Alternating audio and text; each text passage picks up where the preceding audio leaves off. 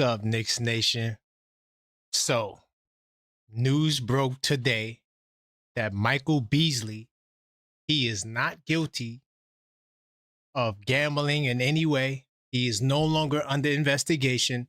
So now, NBA teams are swarming and doing their own investigation, seeing if he fits the bill. Question of the night is, should the Knicks go after Malik Beasley now that he's been vindicated?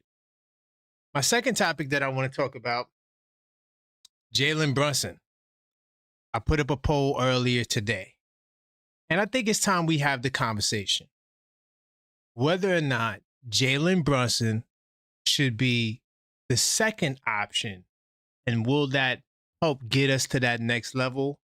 We'll talk about that and more on this episode of the Knicks Call Up.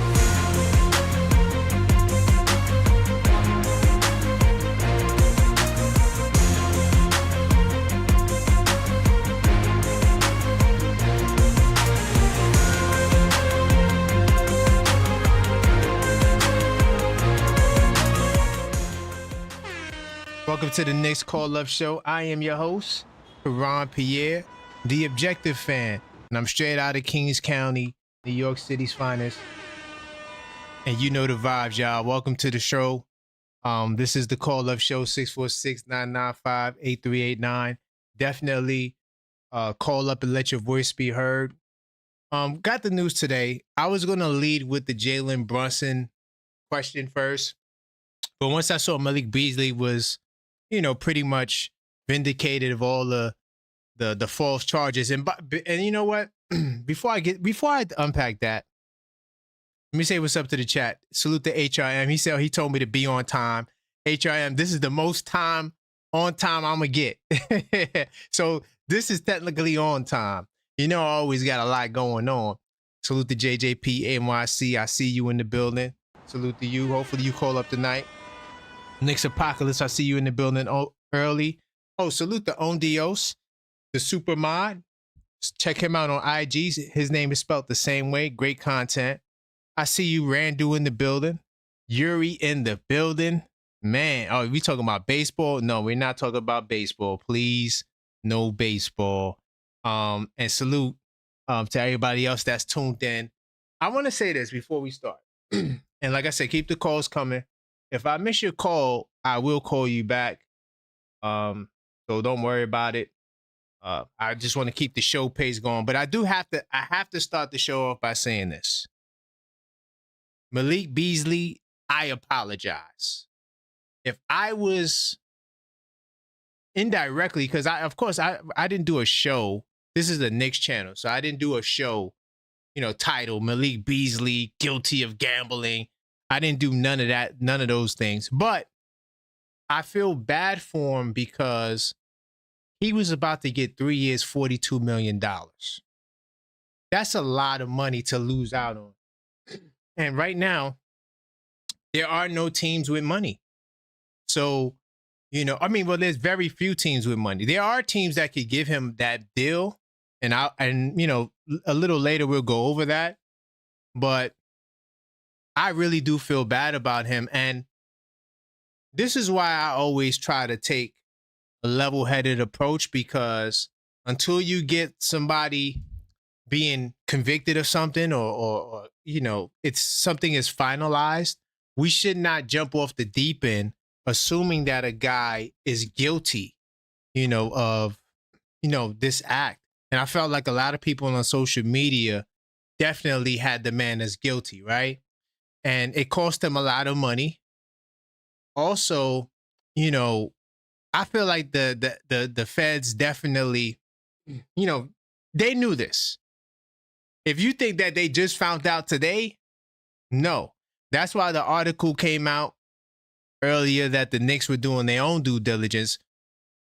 But because there was nothing there, I do feel like they delayed and took their time, because literally, if they would have came out maybe a month sooner, even just a month sooner, maybe Detroit could have, did something to make sure they got the money. Because right now, Detroit, the most they can offer him is $8 million. But I want us to not rush to conclusions, right? let the justice system, let them do their due diligence, because this move right here may have cost them. We definitely gonna talk about that. I just had to start the show off saying that my bad, Michael Beasley. If I was a part of that, I know I didn't do no shows on that, but so I'm pretty sure we talked about it on the call up show before. But I do got a first caller. Like I said, keep the calls coming. 646-995-8389. Let me see if I get this person back in the building. Yo, how's it going, Yuri? It's going good, brother. How you doing? I'm all right, man. It's some things to talk about. I know we in the dog days of summer, but we're not talking about John Starks and we're not talking about Jeremy Lin. No, we're talking about current events. I got two, very interesting questions. Do you want to talk about Malik Beasley? I saw you put something in the Discord about Malik Beasley. If you care to expound on that. So yeah, the whole Malik Beasley situation was very interesting. You try to hear it from both sides, but when this guy talks and talks and talks, and I'm like, yo, my man, please, I hate you as much as the next guy. Shut your mouth. Like, it's hard to defend this guy. You know what I mean? Especially with all the gambling investigations been going on, not only with Malik Beasley, but with Gilbert Arenas. I don't know much about that. Right. It's another story. That's another story in itself. But Marcus Morris, remember his fraud? They put it out there, fraud, and all of these guys right now. Well, Gil hasn't gone through his process, but Marcus Morris, his stuff is dismissed because he paid off the debt. Malik Beasley's cleared. You see, and this is the problem, Yuri. Like, everyone's so quick to see the negative news article that they don't care about the correction. Your name is already through the mud. They put the fraud on you and all those things. And these guys are getting multiple $1 million deals. And a lot of this is time sensitive. You see what I'm saying? Yeah. And it makes you wonder, I'm going to be conspiracy theorists for one hot minute. Are the companies, are the teams doing this on purpose? You know what I mean? So they don't gotta avoid the second apron. These teams are willing to do some shady stuff just to not pay their player. I don't know. See, okay, so no, I'm with you. Salute to my man Sam. Every time we go down the conspiracy path, I gotta salute to my man Sam, because me and him used to be the only ones that did that were allowed to do that. But I will say that I don't think Detroit is complicit in this. I think Detroit could actually help Malik if they can say that, hey, if they can confirm the reports that they were willing to offer him that 3-year 42, and then maybe he might have a lawsuit on somebody's platform. I don't know how his suit is hard. When you're a celebrity, it's hard to sue for stuff like that. Right. It's hard to sue for stuff like that. But hey, it won't hurt to try. It won't hurt. So that was my conspiracy theory on it. The whole situation was just shady to begin with. Come on. Yeah. Remember they had the video highlights of him like missing layups and doing did you see that? The highlights of him? I even saw when he stopped the ball against Cade Cunningham. Right. I saw that highlight. I'm saying to myself, okay, this is way too good to be true right here. I'm talking from a Knicks fan perspective. This is way too good to be true. Right. We hear the news coming out about it, and we're like, this guy's name's being dragged through the mud. I mean, and that reminded me too. I talked about this with HRM a while back. There was a reason why Presses are true. It was benched. This was before the report that you got out about that guy that Presses had sat down. Oh yeah. There was a rumor going around that Presses was sat because he got caught up in a gambling scandal too. I didn't hear nothing about that. By the way, guys, we have no evidence. This is all alleged. Let's put the disclaimer out there. Please do. Yeah, let's put it out there. But we don't know if that's true because I didn't see that nowhere. So I didn't see that nowhere either. But there was a rumor of that going around. There was a rumor of that going around. So how do you? All right. So about Malik Beasley, he's a free agent. Teams are swarming and they doing their own investigations. How do you feel about him potentially joining the Knicks? Okay, this is where I try to be the most unbiased, objective Knicks fan ever. Okay. And on Theo sticker from to me, that was a fake report about President Achua. So thank you Yeah, I for figured that. figuring that. So how I feel about Malik Beasley. I don't mind the idea. Like Okay. at all. You know what I mean? Like I don't mind it. Right. But then I'm looking like we got Landry Shamet, who we can get off the vet minimum as well. And Landry Shamet is my favorite player on the Knicks. You know, I don't like. What? He's That's one of my favorite shocking. bench players. Let me not, you know. Oh, okay. Bench. Okay, you clarified bench. Okay. He's one of my favorite bench players. Okay. So, and he never really got the burn that he should have had because of Tibbs. Right. You know, I felt like that was a huge surveillance on his part. Whoa, hold on. Whoa. Now, you know I'm not a Tibbs apologist. Remember, he only played like 46 to 50 games. So because he missed a lot of time with the shoulder. So you know, let's not put that all on Tibbs. But go ahead. Fair enough. So you don't mind Malik Beasley.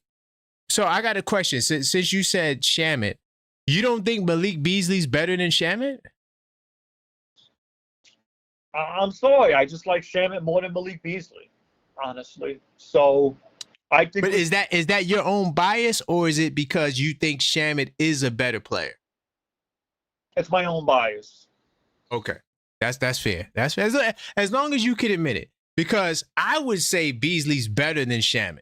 So to all my Landry Shamet people in the chat, if you guys want Landry Shamet, to me, this guy is a better version of Landry Shamet. If you want to say Landry Shamet plays better defense, I don't know, because Shamet wasn't known as a defender for his career. He wasn't. Right? So I wouldn't even use the defense argument.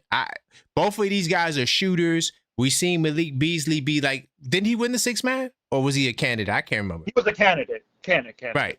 So, you know, he's a six-man kind of guy.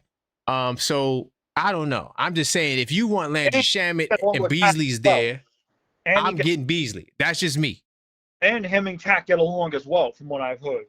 Him and Cat know each other. So right.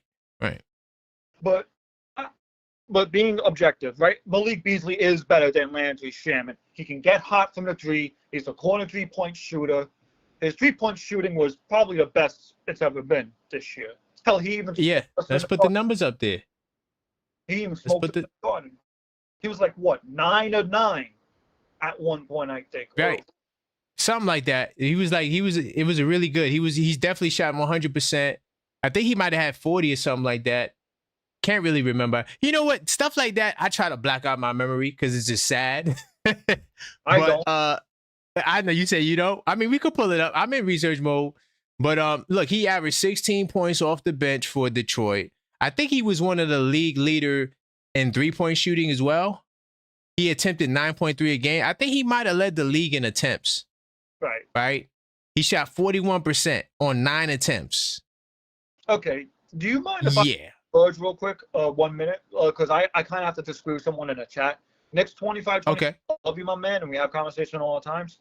There's nothing wrong of having too many guards on this team. We got smoked by Indiana. Well, he's a Ben Simmons guy. That's why he's saying that.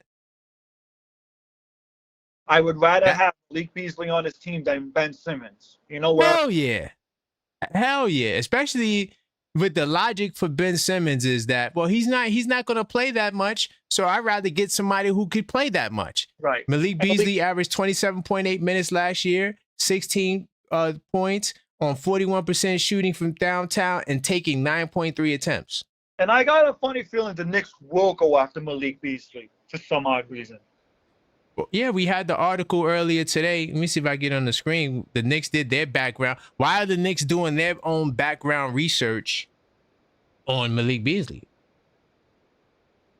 Yeah. Think about that. They're doing a background research. Like, hey, we want this kid. I'm going to put it up on the screen. You know, I mean, I'm saying it like this, y'all. I don't really care who we sign because I feel like whoever we sign, unless it's Malik Beasley, because I feel like he's very talented, they're going to be the 10th man. Like, it's not like whoever we getting is not going to be like the 6th man of the year. Malik Beasley's the only one that could do that to me in the free agency right now. And here's the thing, right? You would improve your bench tenfold if you get this guy as well. You would. Right. If you think your scoring's going to be up there with Jordan Clarkson, they're both microwave score, but Malik Beasley's more consistent than Jordan Right. Clarkson. He's more efficient, 100%. So if you're the Knicks, I say give it a shot. Hey, tell them, yo, we know you're in depth. We know your reputation's basically ruined with this allegation. Well, there are teams, and I was going to get to that. There are teams that could give him a bag. Right. Believe it or not. I mean, it may take some finagling, but like the Brooklyn Nets right now could give him, if he really wants that 42 for 3, the Nets can do that right now. The Nets they're the only team with salary cap space. Yeah, Randall doesn't think the Beasley's coming for the veterans minimum. I don't think so too. I don't think so too. Well, you never know. I mean, it depends on what Beasley's goals are. I mean, I got the list of teams that can offer him money. Realistically, that's good. That would be way more than the Knicks. Like I said, the Brooklyn Nets right now could sign him for whatever. But remember, they got a Cam Thomas problem. They don't want to give Cam Thomas more than 2 years. 32 million. So I don't know how much they would want to pay Cam. I mean, I'm sorry, Malik, if they're not even wanting to pay with Cam, right? I don't know. Then you got the Chicago Bulls, right? Who I think they have exception money. Hold on. Give me 2 seconds. I'm trying to find this other article. Hold on. I'm going to tell you right now. I got the list here on my computer. Can't put it on research mode. That's the only thing, though. But I can read it off. Let me see. The Bulls. Could go to Sports Track, too. See, the problem is like, I don't know everyone who used their exception money, Yeah, right. So like that makes the search tricky. I tried to look it up, but like it's hard to like see who signed who's an apron team and all these things in one shot. So right. I know this is the this is the Malik Beasley topic, so but this is a call-up show. I mean, we got the Brunson question too. Yeah, what's the Brunson question? The Brunson question is, and I'm pulling up the Sports Track. The Brunson question is, should he be demoted to a second option? We could get to that in a second, though. We could get to that in a second. I just want to pull up the Bulls. So, yeah, the Bulls, I think, have their exception money. Let me see. Horton Tucker. Yeah, so the Bulls, they got their non-taxpayer. So they could offer him $14 million. Right? I don't think they used any of it to sign anyone. So the Bulls can offer him. Right now, they do got a lot of guards, right? But I'm just saying they could offer if they really wanted him, they could offer him the bag. I don't know. Now this is how I right. If you're if you want to win a championship and you're serious about contending, come to New York. See, and that's what we don't know. What is his goals, right? I don't think Brooklyn would sign him because I don't think they know what the hell they're doing. Sorry, Net fans, but yeah. Bulls, they got that. Like I said, they got the $14 million. Hornets got it, but the Hornets got a lot of guards too. The Wizards got it, but why would he want to go to the Wizards? A team that's stuck in poverty that will never see a championship probably in my lifetime. Right.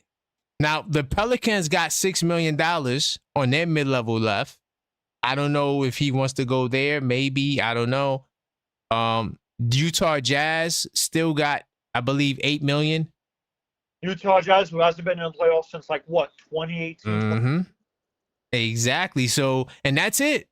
Those are the only teams. Toronto Raptors, they got $5 million, 5.7.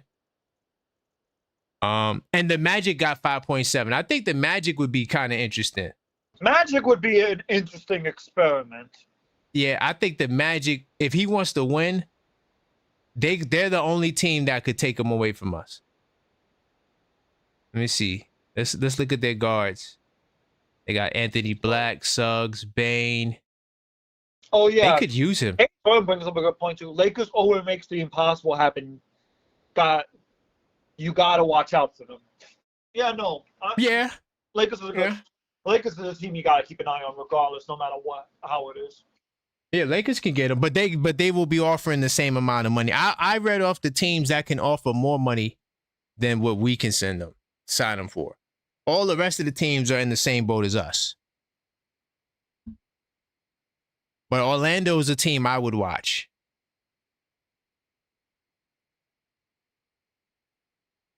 So yeah, let's shift to JB. Let's shift to JB. Okay. So what do you think about Jalen Brunson? And by the way, guys, this is the Knicks call-up show. Feel free to call up 646-995-8389. If you think I'm crazy, if you think Yuri's crazy, call up, let us know. Or if you agree, you can call up and let us know. But right now, we're talking about Malik Beasley. And now this question. Jalen Brunson, in the history of basketball, they say that small guards, are an anomaly. They usually don't lead teams to championships, especially as the first option. I know it's so damn much. Right now, you see, Jalen Brunson is that guy for us. Should we consider going with the proven model of going with the big man or going with a wing or making a trade? I don't know, but no. Should we consider demoting captain, not as captain, but as the first option, the focal point in the offense, and favoring maybe a taller player or another player? What say you, Yuri? No, we shouldn't. This guy is putting up 28 points per game. He put up 28 points per game last season on one leg, even before he was injured. This man was putting up almost 30 a night on people's heads against elite teams. That's a fact. This man was putting up at least 7 assists on people's heads. 3 steals. Minimum. Minimum. He should still be the first option. This is how it's going to go. Your first option should be JB. Your second option should be OG. Your third option should be Cat. And your fourth option should be Mikal. Wait, hold on. You said who's the second option? OG. OG for the second option? Yeah. Remember, OG Anunoby's never averaged 20 a game, so I'm curious to see why you want to go with OG. I want to go with OG because he showed me the offensive side that JB was out on. And here's the thing. He wants more touches with the ball. We all seen what he could do with the ball when JB was out. Right. The only thing I would ask for him is please work on your handles. Now, if people don't like that answer, this is how I would go. First option, JB. Second option, Mikal Bridges. Third option, Karl Anthony Towns. Well, you said, you changed it. You said second now you want Bridges? Wait, because you said OG first. Who is the second option? Hang on. I got to call back. Okay, all right. He confused us there. He kind of pulled a switcheroo. I'm not sure if you guys caught that. Hey, you got to explain that again. Now, every time, I swear to God. Yeah, hold on, Yuri. Why he hung up? I don't know. I don't know what's going on with Yuri's sound. Yo. Call back Yuri because he has to, before he goes, he has to clarify this second option. Let's see. Yo. Hey, Yuri. Yeah, we good. Okay, that was weird. Okay.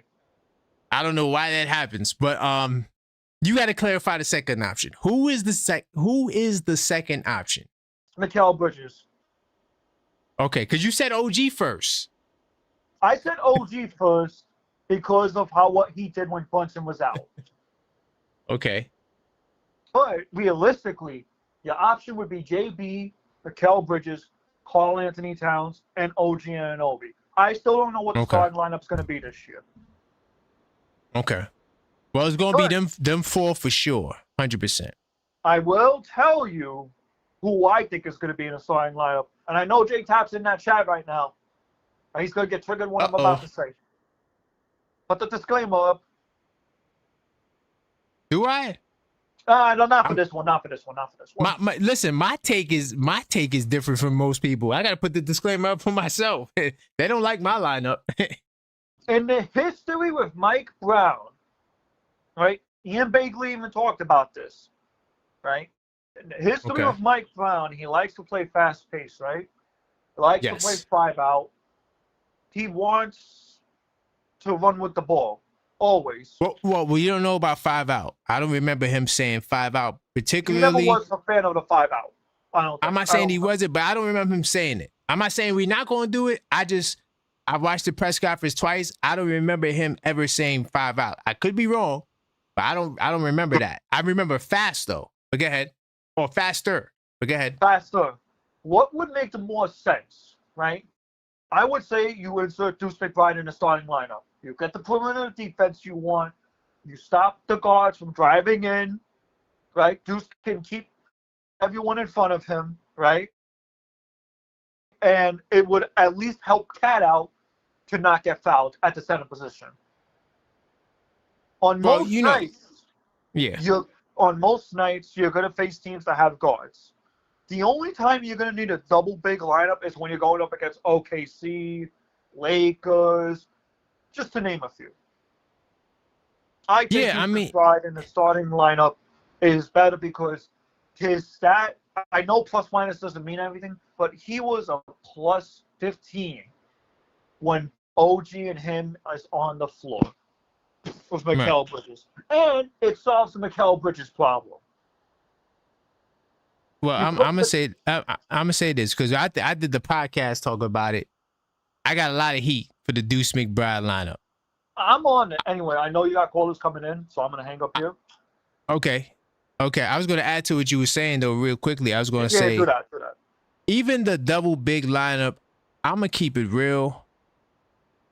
Unless you want rebounding, I don't see a world where you change the lineup either because it's not the 90s where these dudes is backing you down in the paint, right? And OG Anunoby holds his own. So I don't even see the world where you have to change the lineup. I mean, I'm not saying that he won't do it. I don't know what Mike Brown's going to do.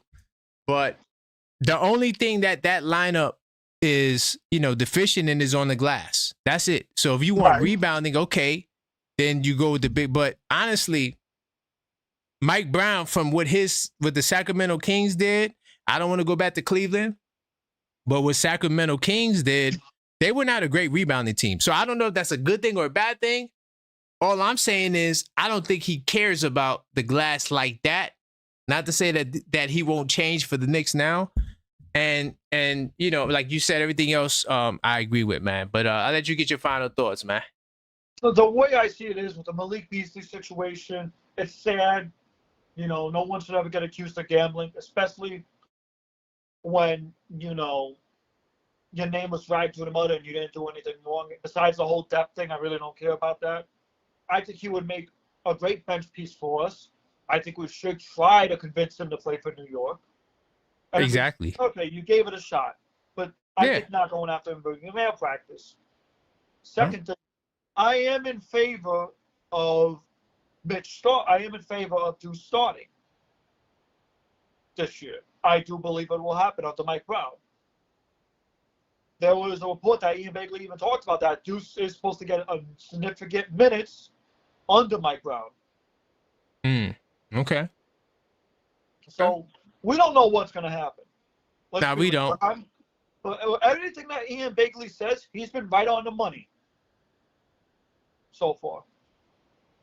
For the most part, I don't want to nitpick, but I say Ian, he does a great job.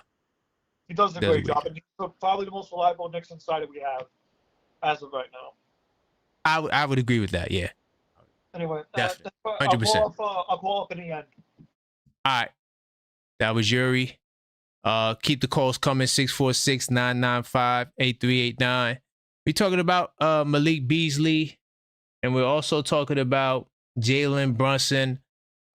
Should he be demoted to the second option? He could still be captain, but should he be the second option, especially since no team or very few teams has won the championship with their number one option being a small guy?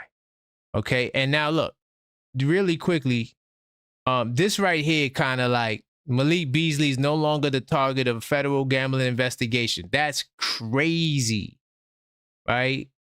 And so, and this is what I'm saying. They had months of investigations, right? And he remained uncharged. They delayed it until this point, so that way no team will be able to give him the bag.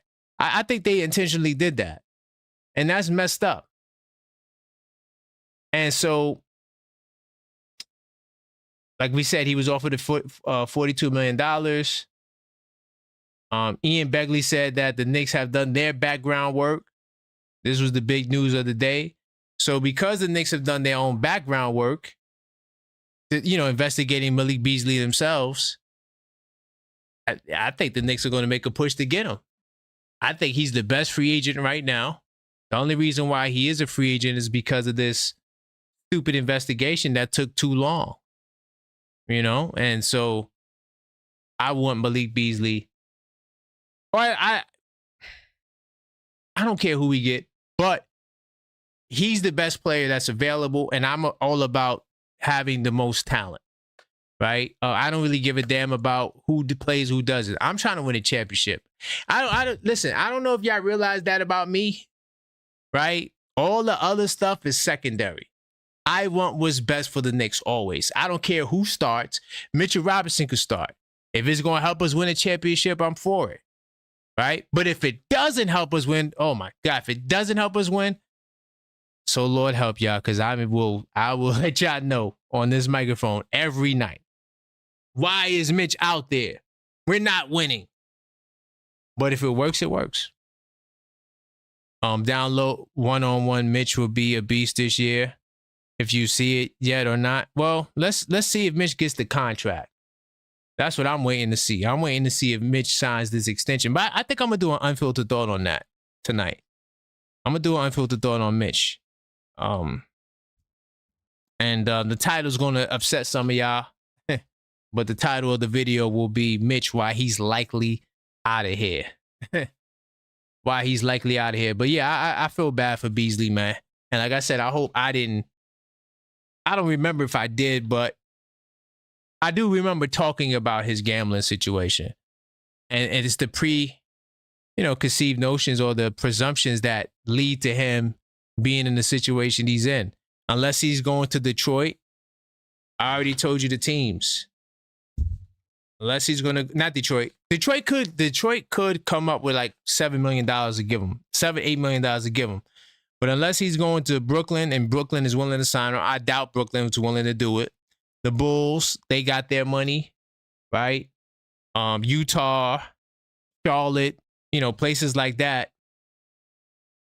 I don't know what his goals are. He'll get the bag, but will he win the championship? I am not sure. Let me see what you guys talking about in the chat. Size 9, please stop it with the coach tips. Wayne Patterson says Mitch is going to get traded at some point. I think that Wayne, like I said before, I think that the more we get closer to the season and that deal is not signed, is the more I'm growing to believe that he's going to be up out of here. Leon Rose never goes into the season with guys that are not signed. It just doesn't happen. Every time it did happen, they got traded. JJP said your track phone needs an update. Possibly. I don't know. Is this when he calls? It just. Nick Shack says Clarkson, McBride, Bridges, and Hart would get minutes before Shamet. That's true. I agree with that. I don't think Bridges is a 2-guard, though. But he'll probably get time at the 2-guard. But Bridges is a 3 to me. And that's why the Athletic did the list. I was going to throw J-Tap. Josh Hart is ranked 12 or 13 on the new 2-guards list. And Mikal Bridges is not on it. He's a small forward.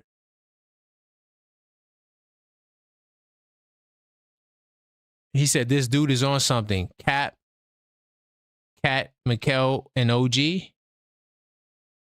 Well, I'm gonna tell you right now. This league is, like I said, is one on MVPs and all NBA first teams. If you don't got those elements, you don't win the championship. The only team to do it was the Detroit Pistons 2004. We spoke about that before, but they had 4 All-Stars. Does this Knicks team have 4 All-Stars? Maybe. I don't know. We haven't seen more than 3 All-Stars on the team in a long time. So since the 2004 Pistons, right? Maybe the Hawks. I think the Hawks might have had 4 All-Stars. Either way, it's very rare, right? And so if you're going to demote Brunson, then Towns has to be the guy. Mikal's not it, and OG's not it. Towns has to elevate from a third team level to a first team level. If Towns is going to elevate his game to that level and be more efficient on the offensive end, right? Whether it's taking less threes, shooting more threes, I don't care. If he can raise his game to an All-NBA first team level, catapulting the Knicks to their first championship in 50 plus years, I say go for it. I just don't know if Towns is going to give us first level output. He might give us second team output, which is great. I take it because he's been a third teamer. So if he gets to the second team, he's raising his game up to a notch. But I think that Brunson was already snubbed for his first team status. He damn near is a first team player. Matter of fact, when you look at it, you got SGA, Luka, if Luka's healthy, Jokic, and Giannis. Those are the only 4 players I would put ahead of Brunson in the first team conversation. Maybe Ant-Man takes his game to another level, but I don't know if I would put Ant-Man above Brunson. Right? So when you look at it, Brunson could very well be a first team All-NBA. And it doesn't necessarily have to be just about stats. It could be efficiency stat or be more efficiency, like cutting his turnovers down, right? Raising his assist up, boosting up his win shares, boosting up the amount of wins the Knicks get. I mean, there's lots of ways to elevate your game to first team status because Donovan Mitchell didn't average more points, right, to get him to the first team. What got him to the first team was the Cleveland Cavaliers looking like the regular season champions, which they were.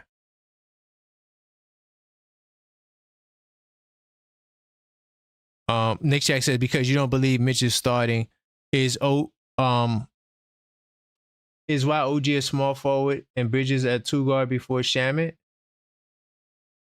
I'm trying to understand the question, Nick Jack, because you don't believe Mitch is starting.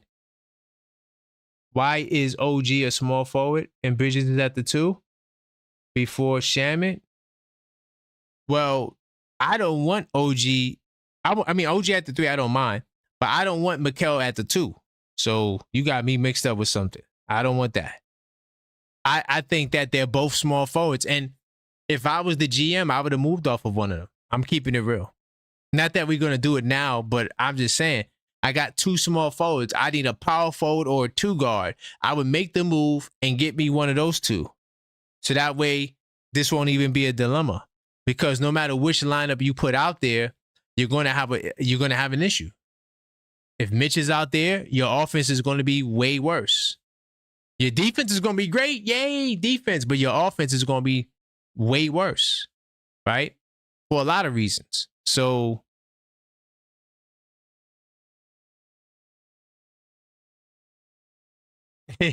Karen 9. Stop it. Call him Karen. I bet she had 4 chip and Karen 9 objective thinks we trade our best defender. You see, no, Nick Jack, you see, you missing it. You're personalizing it.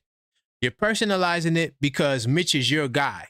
Me personally, I don't have no affiliation to no player on this team that makes me feel any other way. Like, I am a Knicks fan, right? So I want the Knicks to win the championship. There's no such thing as loyalty in basketball. The only loyalty that exists is from the fans. Everything else from a GM perspective and moves, there is no loyalty. So it's not that I want Mitch to be traded. No, what I'm telling you is I don't see a world where he stays and he doesn't have that extension signed. And every day that goes by and the extension is not signed, I believe that he's going to be traded. Do I want Mitch traded? I can't say that I personally desire to see him traded, right? Unless he's going to bring me the player that's going to fill the void. So if he's going to bring me Giannis, or if he's going to bring me a real two guard, or if he's going to bring me a real power forward that's a starting kind of like an Aaron Gordon type point power forward to go with Towns, I'm doing the trade, right? I'm not just saying trade Mitch because I don't like him. I am the objective fan. This is level-headed Knicks talk. I don't just listen. I see the bigger picture, right? And everybody is expendable. In the NBA, there's only two players that are untouchable. SGA and Wemby. Everybody else can be traded, including Jokic, including Giannis. Giannis might be traded. Everybody else in the NBA could be traded besides those two guys. There's no trade that you could offer for SGA, just like there's no trade you can offer for Wemby. The upside is just way too high, right? So everybody can go. And when I say, and listen, y'all, let this seep into your pores. If Giannis says tomorrow, I want to come to the Knicks, I am trading, listen, and you could put this in all caps. I am trading anyone. And when I say anyone, I mean anyone, but not everyone. It's a big difference. Catch me. Big difference. Anyone, but not everyone. You see what Giannis is doing in the Euro League?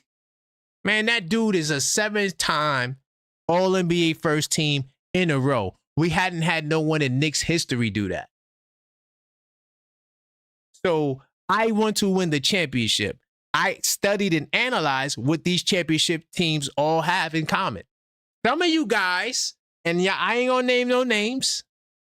Some of you guys in the Discord server was actually rooting for Indiana in the finals to try to prove the theory wrong. Because I said that you need the MVP or the first teamer. And that's just what it takes to win. If you don't have it, you don't win. Don't be mad at me, be mad at history.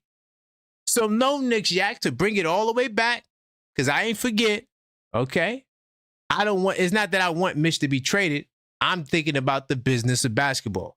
You give me the scenario in time when somebody entered, a core rotational player, not a bench dude. You give me the time when a core, and when I say bench dude, I mean somebody that's not a part of the main core. Mitch is a part of the main core. You tell me a time where we had a main core dude enter the season, right, without a contract and didn't get traded. Let's start there, Nick Shack. That's why I'm saying that I think he's out of here. That's one of the reasons. So, to all the channel members, you will get the whole scoop on that tonight. I will be recording that after this. Also, I'm not going to be hooping in Brooklyn on Sunday. I'm actually going to the movies with the fam. So I'm skipping out on that. I will be hooping again on Tuesday, and hopefully it doesn't rain. And then again on Labor Day, I will be back in Brooklyn for the special tournament for my friend that passed away. They do an annual tournament, so I will be there recording and filming. Latoria B, they're not trading Mitch. Listen, Latoria, like I just said, if Mitch does not have that extension signed, he's out of here. Hello, caller. State your name and where you calling from. Peace to the chat. Peace to the Objective Knicks fan. Let's go. JJP NYC in the house. What's going on? Let's go, JJP. How you feeling, man? Chilling, man. Yeah, man. So I got, listen, we're not talking about John Starks and Patrick Ewing, right? We're not talking about Jeremy Lin and Carmelo Anthony. Yes, sir. We got some stuff to talk about now, right? Now, I was leading with the Jalen Brunson topic before I seen this Malik Beasley stuff, and I kind of felt bad because I kind of felt like I played into the whole Malik Beasley false accusation rampage, writing him off, right? And kind of I did it indirectly, and I felt bad. You know, the man, he missed out on potentially 3 years, $42 million. Mm-hmm. It's reported that the Knicks have been doing their own background research on this brother. Mm-hmm. He is now back as a commodity on the market that teams are now analyzing whether or not to bring him in. What say you? Should the Knicks consider going all in and convincing Michael Beasley to sign here for the low? What say you? We need all the help we can get. Salute, man.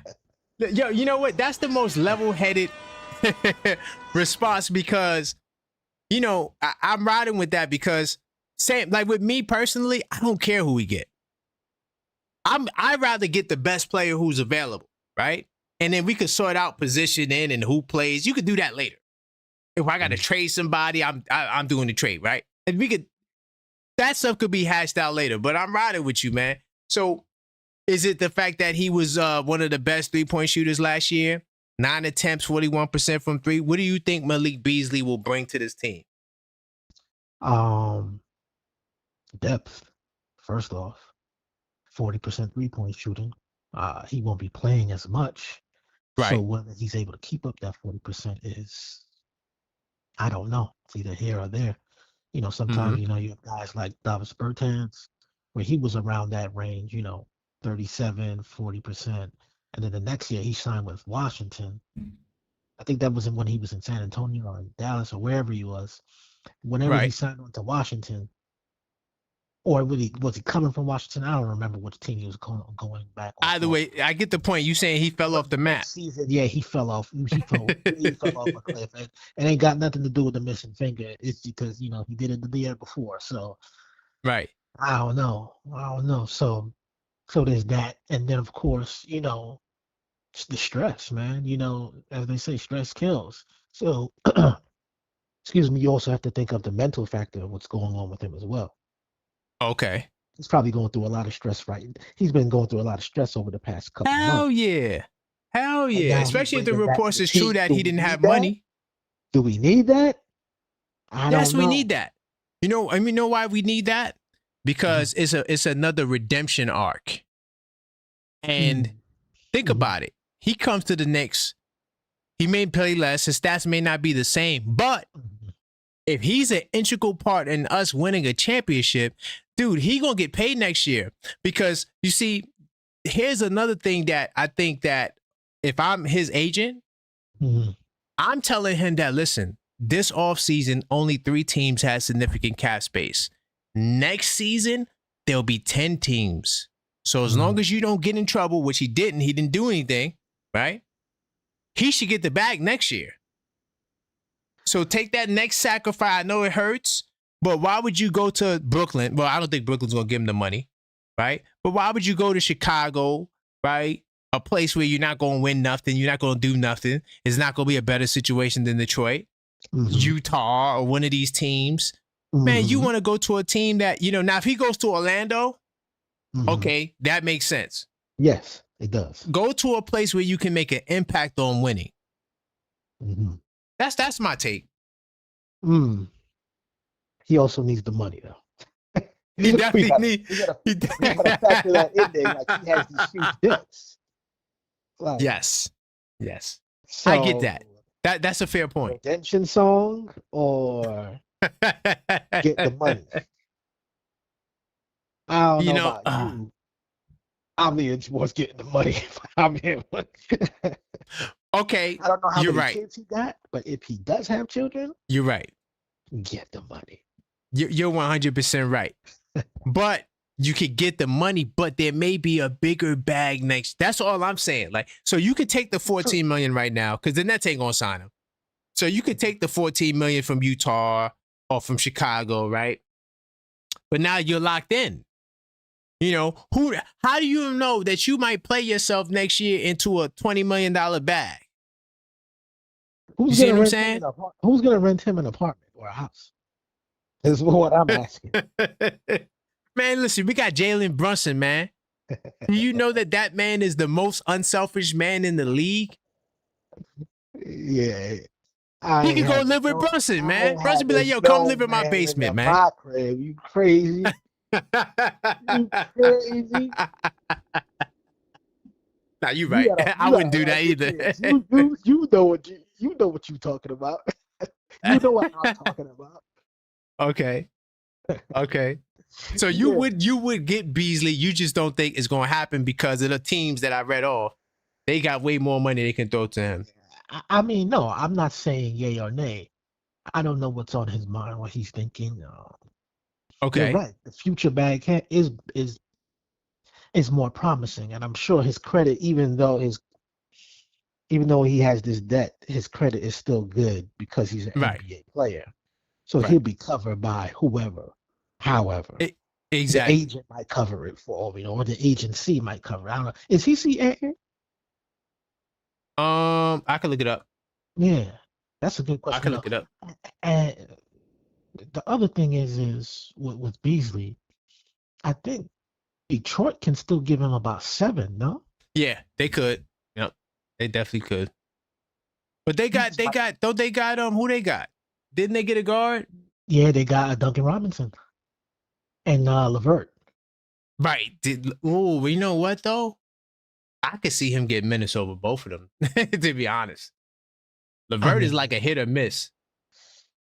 I mean, he's already in good graces with Bickerstaff. He just might That's stay in true. Detroit. That's true. And by the way, he's with Hazan Sports Management. Okay, cool. So Yeah. he's not CAA. He's definitely not with the Mafia. So yeah, that's Yeah, that's a dub right there. If he was CAA, I'd be like, oh, it's done. Oh yeah, he on the plane right now. Yeah. He on the plane right now. If he was with CAA, he on the plane right now. Now I hear you. I get what you're. I get the logic. It would have been like J.R. Smith when Carmelo called. Right. My man, Right. did you see that interview with him on 7 p.m. in Brooklyn? Oh yeah. I watched a lot of Melo. I don't watch every episode, but like especially when he got former Knicks on there, Yeah, 100% I'm watching it. Of course, those are the best ones. But Facts. but J.R. Smith said, "Yo, I left everything in the hotel room. I didn't give a damn what it was." Right. I'm out of there. I'm on the first thing smoking. He just took some toiletries, stuff to eat on the plane. And he's like, everything else, fuck, my bad. Straight to New York. Straight to New York. Family show that. Yeah, their family show. But yeah, listen, man.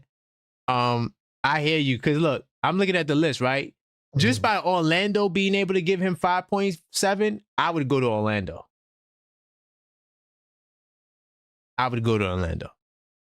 Instead of taking the 3 point something from the Knicks.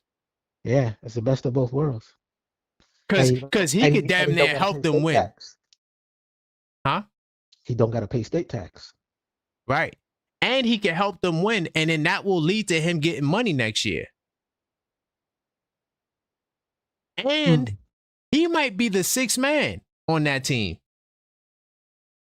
If you really think about it. Because who they got? They got Black.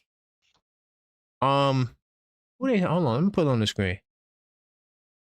I don't remember who they got. Honestly, it don't even matter because with his shooting, and that's what Orlando needs. Who would be the next sixth man, though? Would it be Deuce or would it be Clarkson? Are you kidding me? Clarkson is a sixth man of the year. That's not even a debate. Okay. Yeah, he is the sixth man. Because I'm saying, so then he would be fighting Clarkson for sixth man. Okay, so look, and Beasley's defense is what's his defense like? Does he play defense? I don't remember. It's not. It's suspect, man. It's yeah. He'll play like he'll put effort in the defense, but I'm not gonna cap like it's all of that. Okay. I'm not gonna do that because listen. I don't even care about defensive rating. Yeah, I wasn't even gonna ask. Because a lot of times. You don't even know who the matchups are. Like, if you're going to look at defensive rating, you got to know what the matchups are.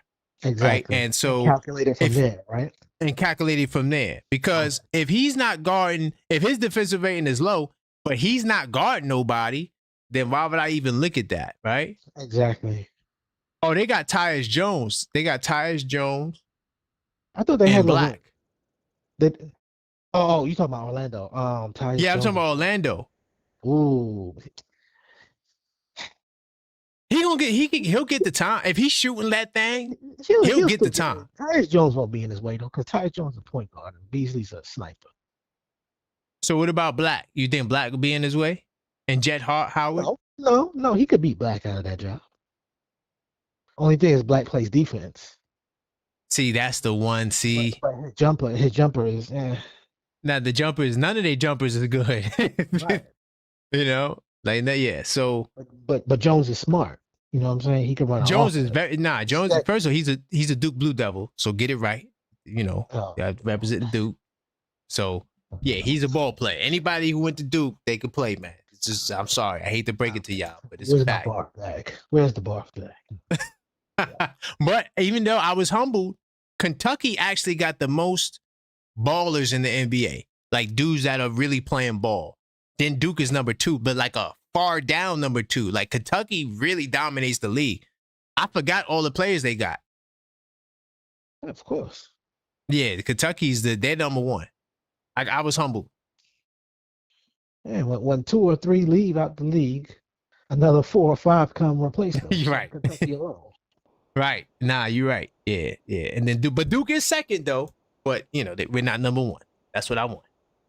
Right. So I feel like Orlando's the only real comp though. I think they're the only real comp think so. to get. I think so, but the best chance to win would be in New York. Right, 100%. 100%. Now, what you could do, JJ, and I don't think you feeling it, but you could start Deuce and then have Clarkson and Beasley as your backup guards. I'm just saying. Turn your mic off, man. Turn your mic. I look, I'm just trying to show you how they all could play. You know how I feel about this, man. We are not conceding the starting lineup. Right. Yeah, I know that. I don't mind that either. Like, When seriously. we conceded the starting mhm. lineup, we Right. lost. And I'm not Right. just talking about this year. I'm talking about in 2021 as well. Okay. With Thibodeau and replacing Alfred Payton with Derrick Rose. Yes, it got you 1 win, but it's conceding that you don't know what to do. Copy. So no, Nah, we're not gonna do I'm this. riding with you.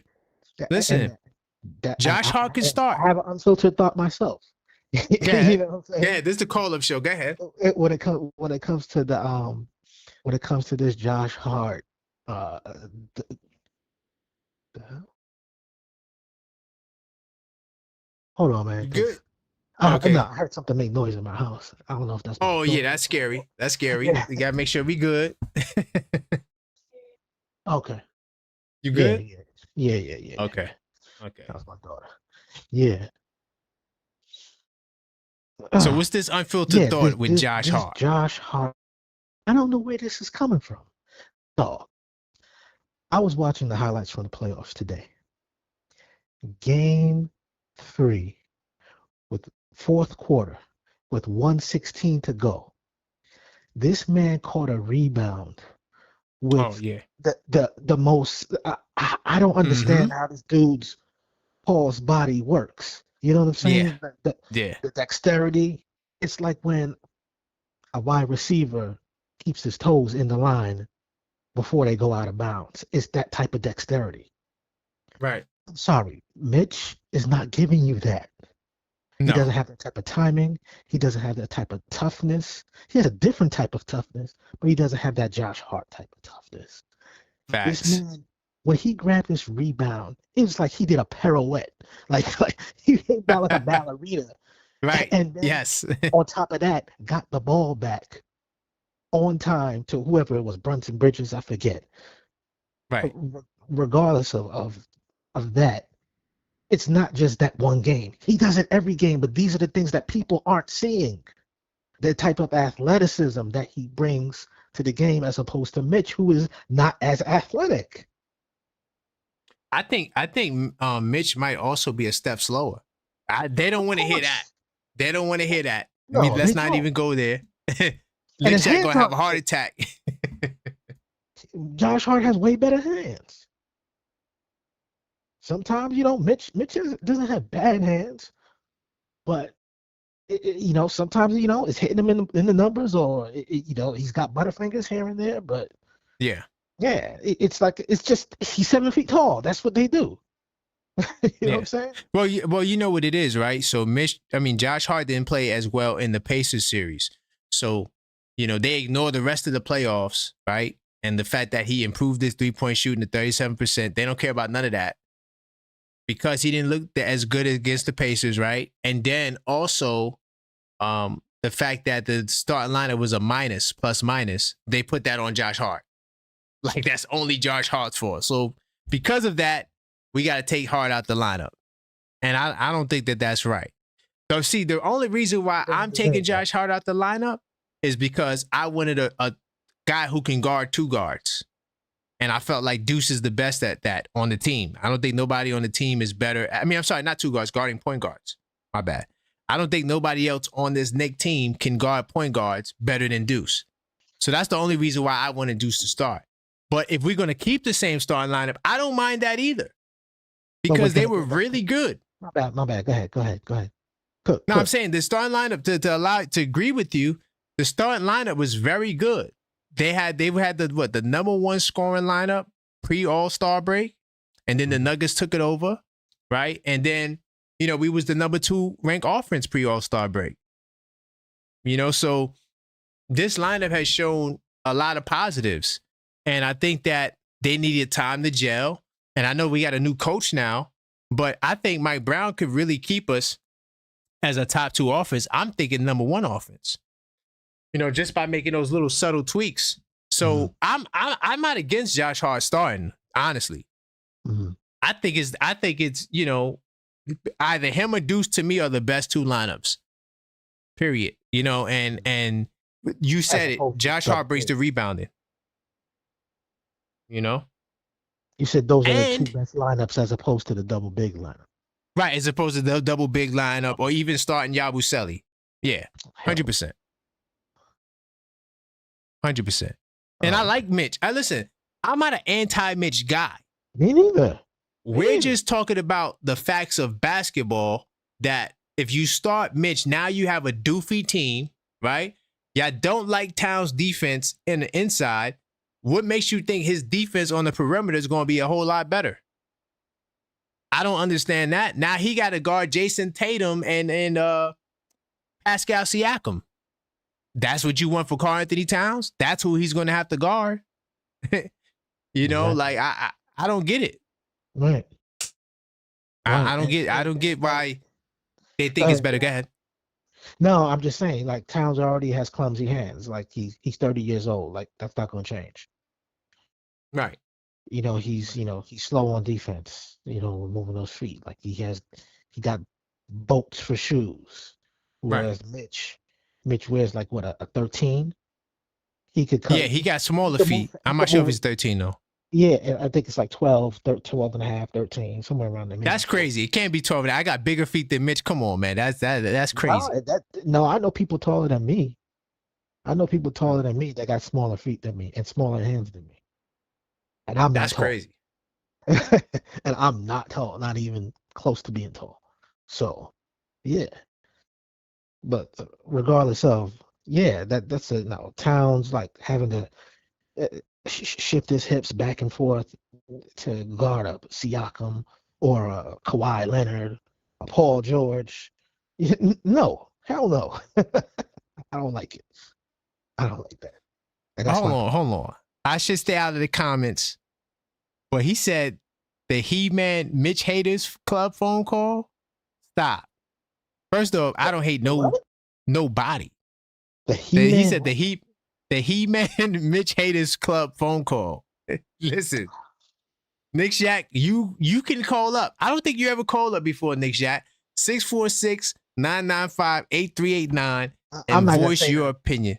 I'm not gonna say that because the last time I called somebody out on here, they got up here, man. So I'm not gonna try to disturb nobody, you know what I'm saying? oh yeah, nah. My man, he good. Oh, you talking about my man Knicks 100? Yeah, and I'm cool, man. Like, No, but he mixed you up with the other JJ. There's yes, multiple JJs here. So I tried to tell him that, but he didn't catch it. I don't know, man. Nah, Nick Shack is cool. He ain't gonna. I don't think he would spaz out like that. No, listen, we don't hate Mitch. We just spitting facts, and we're just saying who we think should start. I don't hate nobody. Listen. Mitch can only play 20 minutes a game. Yeah, that's a fact. Yeah, he can't play no more than that. 20. So why would I start a guy like that? Why would I start a guy like that?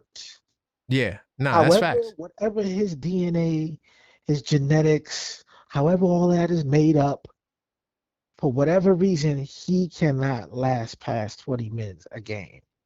Right. It's as simple as that. I'd be generous and say 25. Even then, like now I'm stretching it. Yeah, I think those, you know what? I agree. Like, because I'm looking at the minutes breakdown, right? When you look at his career, when he got 27 minutes, he only played 31 games, right? So then he dropped down to 25. Then he played 72 games. He went back up to 27. He went down to 59 games. And then from there, he's just been hurt ever since. I think the days of Mitchell Robinson getting those 24 minutes, I think those days is over. I think 20 minutes is where he should be at. And he can happily be at 20 minutes off at the bench. And like I said, y'all, Mitchell Robinson people, man, this is coming back to bite him. I don't want to spend too much time on Mitch because I'm going to do a deep dive on him tonight on the Unfiltered Thought. 100%. So Nick Shack, you might have to become a member so you could disagree because I'm telling you, I'm going in that video as to why I think Mitch Robinson, his days might be numbered. But and look, Randall said it at the 4, Towns would get cooked defensively. He would have to guard guys like Siakam, Triple J. Yeah, facts. Chet Holmgren, Giannis. Facts. Yeah, and we don't want him on Giannis. Hell no. I do not want Towns on Giannis. That's a foul out game waiting to happen. 100%. 2 whacks, 2 fouls on the bench. Yeah, we don't need that. Yeah, it's going to have to be a help defense thing where OG and McCall will help to guard point guards. That's what's been happening, and that's what should continue to happen. Do it. You know what? And to add to what you're saying, they should do it by committee. Exactly. It's a team. Do it by committee. Yeah. Too many people are thinking about individual matchups. Right. And thinking about size. If you just put 2 long guys out there, they should build it builds a tower or a wall. Nobody can that's their mindset. Like, and you know what they don't realize too, to form the tower or the wall. Karl Anthony Towns, for as long as he's been like a 6'10", 7-foot dude, he's always been center. So like people look at Kentucky, they want to say, oh, he was a power forward in Kentucky. No, he was not. He was definitely the center on that team. Cauley Stein, the other 7-footer, was on the perimeter. Towns was in the paint. He was the anchor. So, you know. Cauley Stein's a Mitch type. Right. I would say even better on a perimeter defensively than Mitch. But I get what you're saying. Yeah. Yeah, Cauley Stein was a phenom. Yeah. He was like he was like a prototype in college defensively. He could guard damn near all 5 positions. So yeah, Towns was always a center. This notion that, he's a power forward is ridiculous. That's why JJP, I'm not sure if you pay attention to the community section. I asked the question, right? I said, and I was also going to talk about that tonight. Who's the better center defensively out of these 3? Jokic, Sabonis, and Towns. Who's the best defender? Oh, boy. Yeah. I want to know who's the best because they say that Towns is not a center because he don't play no defense. Those 2 dudes don't play no defense. They don't block shots, right? So what makes them centers, but Towns is not the center? That's what I need. Somebody got to explain that to me. It don't make no sense to me. Jokic is a center and Sabonis is a center, but they don't play no defense at all. They not rim protecting nothing. Right. Okay, so yeah. I think the best rim protector out of the 3 is Towns. See, and it's not a trick question, But it is a trick question because 21% of the people voted for Jokic. I'm like, y'all serious? Like, why would you vote for Jokic in defense of anything? If there's one dude we know that don't play no defense, it's Jokic. 100%. The last time I checked, when Towns played against Jokic in what was it, it was the Western Conference Finals. He shut Jokic down. Yep. The game when Gobert wasn't there. Facts. I was in disbelief because I'm like, damn, they don't got Gobert. It's going to be a problem. Mm-hmm. Boy, were we wrong. So I take that matchup. If that's how we want to settle it, we can settle that matchup like we can settle that question like that. And yo, you know what too, JJP? Shows that it happened. But JJP, you know what else too? If you got OG at the 4, now Jokic can't hide. Because usually they put Gordon on the 5 and they try to hide Jokic. If OG's at the 4, you can't hide him. Can't hide him. But if you put Mitchell Robinson out there, Jokic just guard Mitch. You ain't got to do nothing because Mitch ain't going to do nothing. Bingo. It's simple. Easier to defend. Easy work. I mean, I'm just saying. It don't make sense. Go ahead. Listen, to all the people in the chat, or to that one person in the chat that's saying this is an anti-Mitch phone call. First off, we're proving with facts what happened on the court, specific plays, as to why it's not going to work in the long run. It could work for a game here or there, but in the long run, over 82 games, it's not a good look. Yeah. Against most teams. In fact, I'm going to keep it real, JJ. I don't think it's going to work against. I think the lineup that you said, or the lineup I said, will work better against most teams. That's just how I see it based off of all of the shortcomings and the weaknesses. And when you really analyze it, the double big lineup creates another problem that you don't really have with the other two lineups. And that's on the offensive end, because now Towns, he's going to be like the Towns of Minnesota that just sat on the perimeter, took like 5 threes a game. And, you know, he ran pick and roll when he ran it, but no spacing because Gobert's down there. Correct. Now you got a guy who, at least Gobert's a threat, kind of. Yeah. Mitch is not a threat at all. You know, like, you know, so it's not hate. It's just real talk. Yeah. But if Mike Brown, but look, me personally, if Mike Brown starts Mitch and it works, I'm going to applaud it. I don't give a damn who starts. Listen, I want to win a championship. I'm keeping it real. So if Mike Brown puts Mitch out there and if it's working, cool. But if it's not working, I'm going to be on the call-up show saying, look, I said this in August. You know, like it just. Nah, man, you riding the fence, bro. No, I'm not riding the fence. I'm not riding the fence. Nah. I'm not riding the fence. No. How is it? We already stated why it wouldn't work. So I'm just work if Mike Brown. You said I'm letting the Mitch people know that if he does get the start, because Mike Brown's the guy making the decision. Like we could say what we want.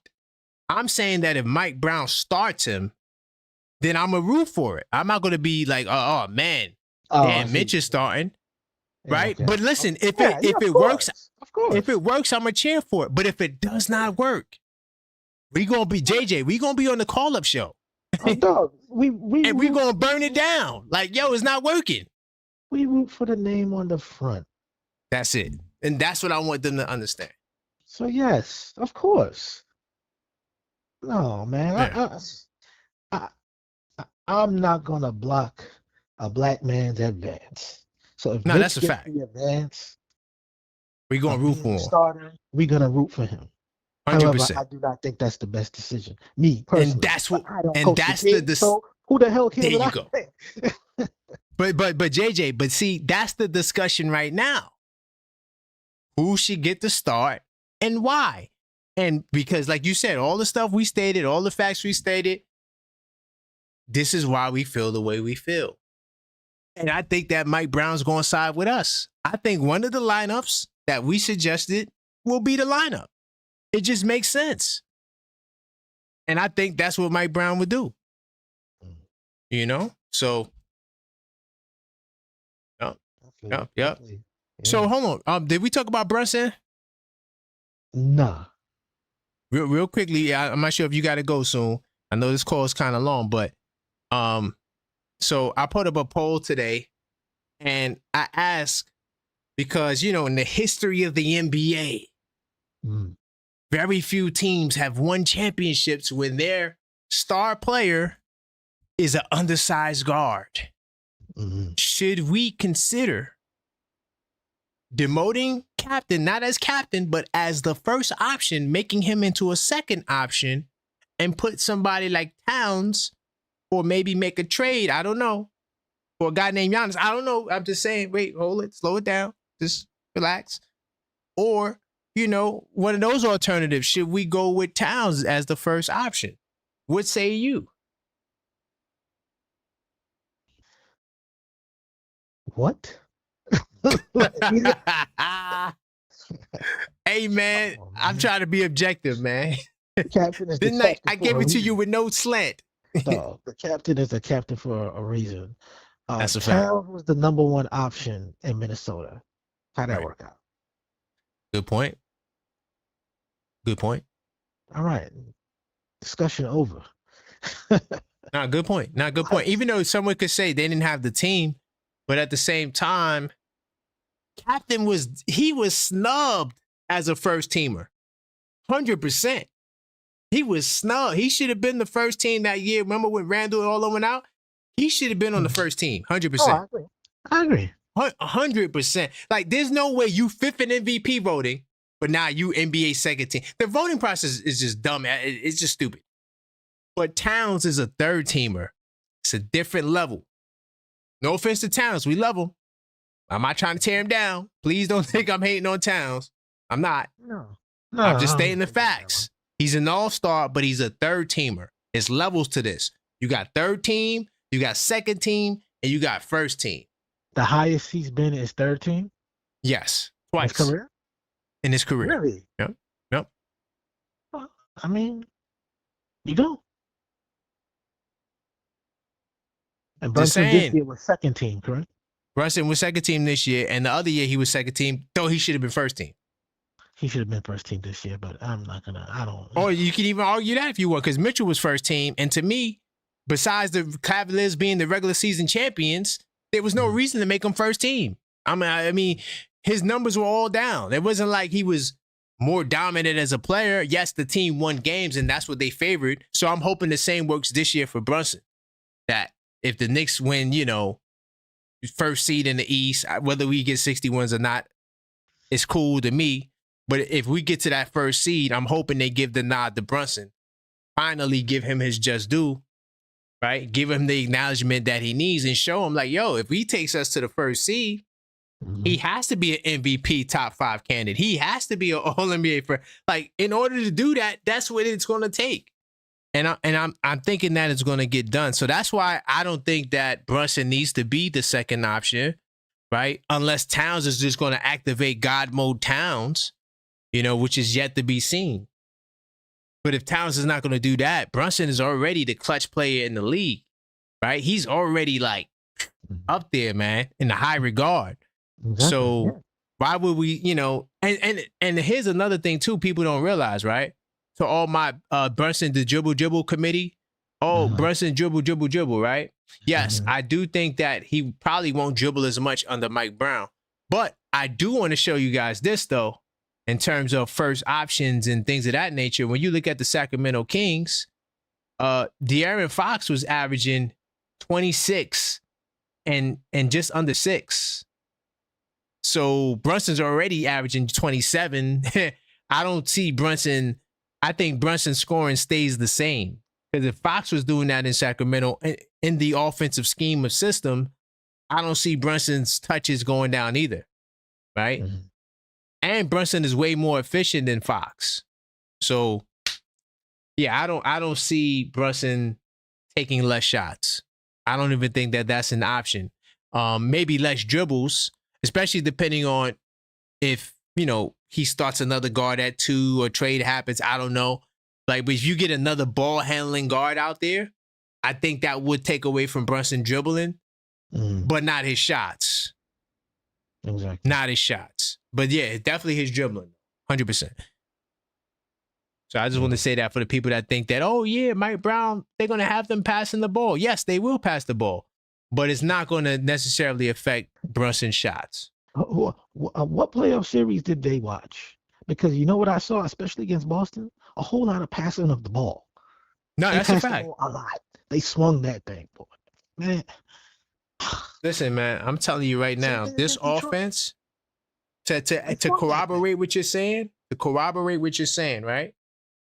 In the regular season, when the Knicks had 30 assists or more, they were 24-4. Virtually unbeatable.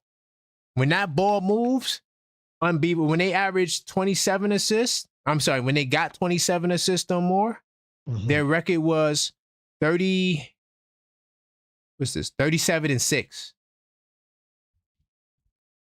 37-6 when they got 27 assists or more.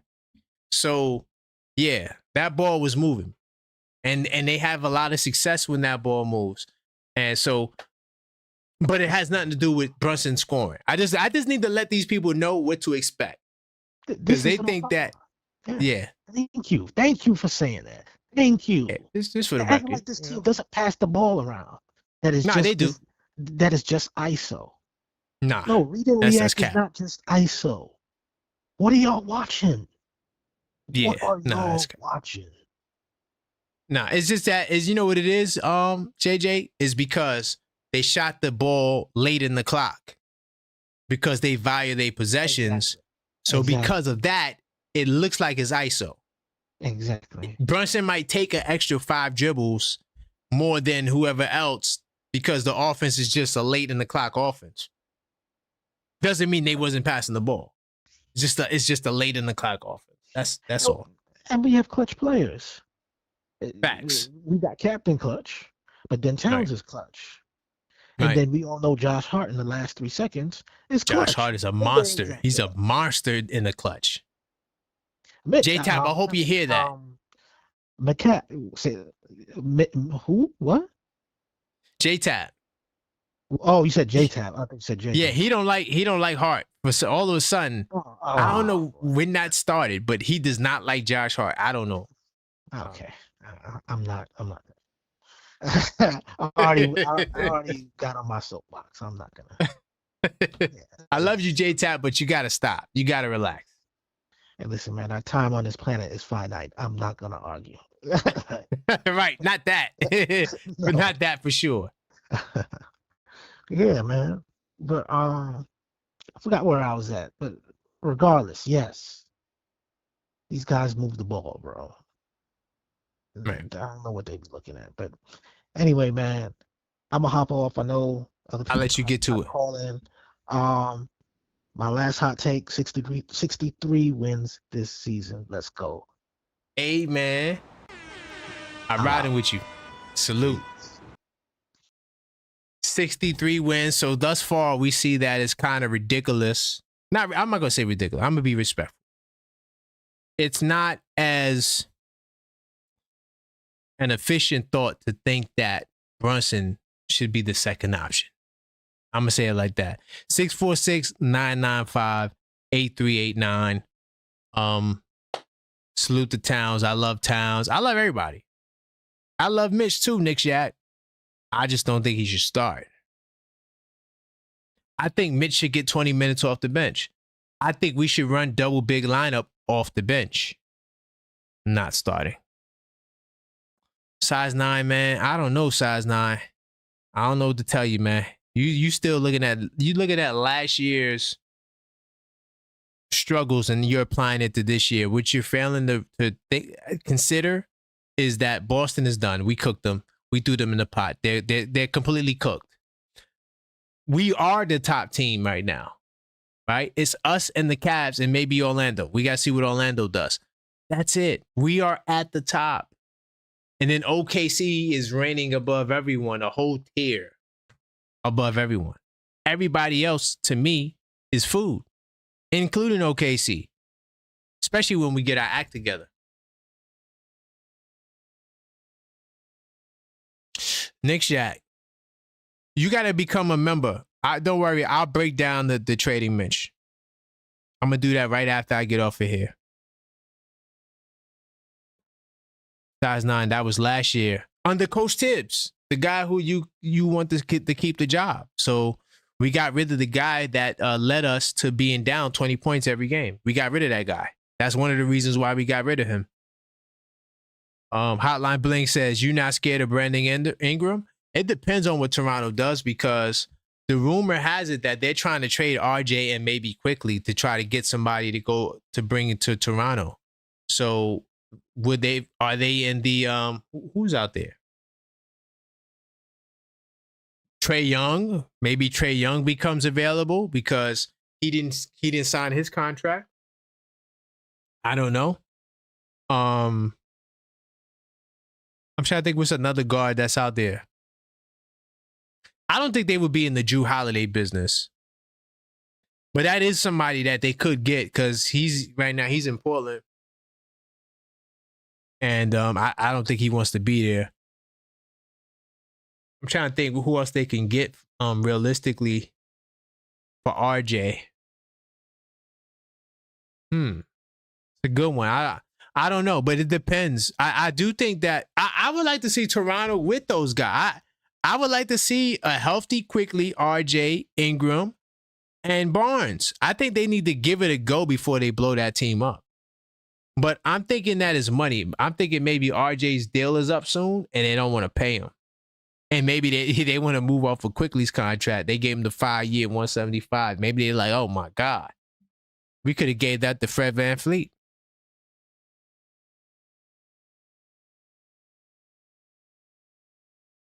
You said, where was all of that centric offense last year? I'm not sure what you mean by centric offense. Look, listen, this is what I do, man. And this is why you guys watch me. I don't just give you my opinion, right? I give you the source. So if I tell you that something is going down, I'm going to show you it. Hold on. Where's my phone at? The hell? Oh, it's right here. Duh. Hold on. Give me 2 seconds. I'm going to pull up the article. I was just reading it today. See, not only do I read every single piece of Knicks news, I also read damn near pretty much every single piece of NBA news. So that way we could be clear what's going on. Hold on, I got it right here. Let me just copy to this browser. I'm gonna show you what I read. All right. Listen to this. Raptors expected to continue shopping RJ Barrett. They've been shopping him all summer. Okay? Raptors are expected to continue shopping RJ Barrett and search for an upgrade. On a live stream for his insider, Fisher was firm in stating that the team will look to be buyers. I've got the Raptors as buyers entering the season right now, a team that's going to continue to look to get better and improve in the Eastern Conference. We talked about this before. RJ Barrett is certainly a name. I would tell you the Raptors fans to be on the lookout for a potential trade candidate going out the door with his roughly $30 million in salary. Okay? They want to see what they can get with RJ's salary. I didn't make this up. I'm telling you what, what's his name? Fisher. What he reported. Okay?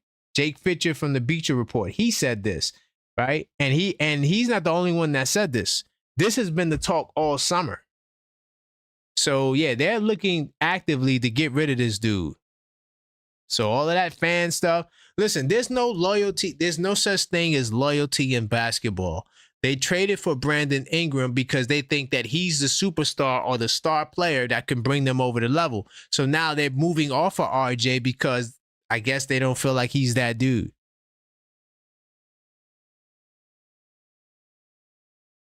No, he's not. Brandon Ingram is their most valued asset. Okay? Ingram is, and no offense. These are all Duke guys once again, but I'm sorry that Duke runs the league. I know y'all don't want to hear that, but this just happened to be the truth. I mean, I know Kentucky's number one, but Duke is right there too.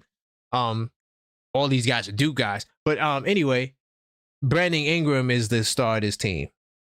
Scotty Barnes is number 2. I don't think they ever believe that Scotty Barnes to be the number 1 guy. I don't think Toronto ever believed that. No, sir.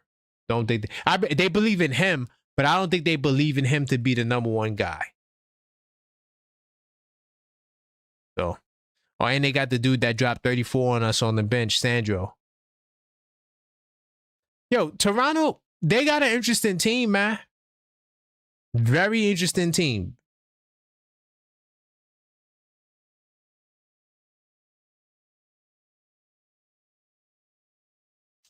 I love B, but it's Barnes. All right, if you say so, man. If you say so.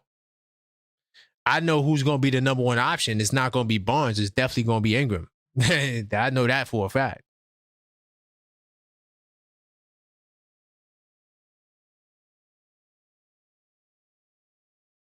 Size 9, man. I don't know, man. You kind of speaking on both sides of the argument. At one point, you miss Coach Tibbs, but then on the other point, you kind of indirectly trash him.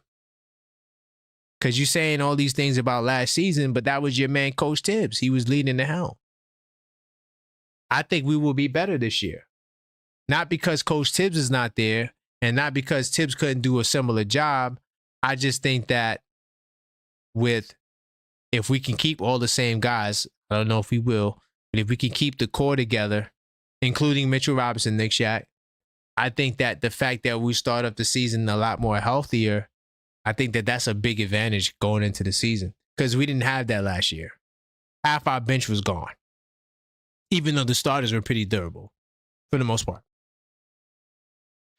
I don't think Ingram has health issues anymore. I think Ingram is coming back. From what I could remember, hold on. Let's just pull it up. Brandon Ingram, hold on.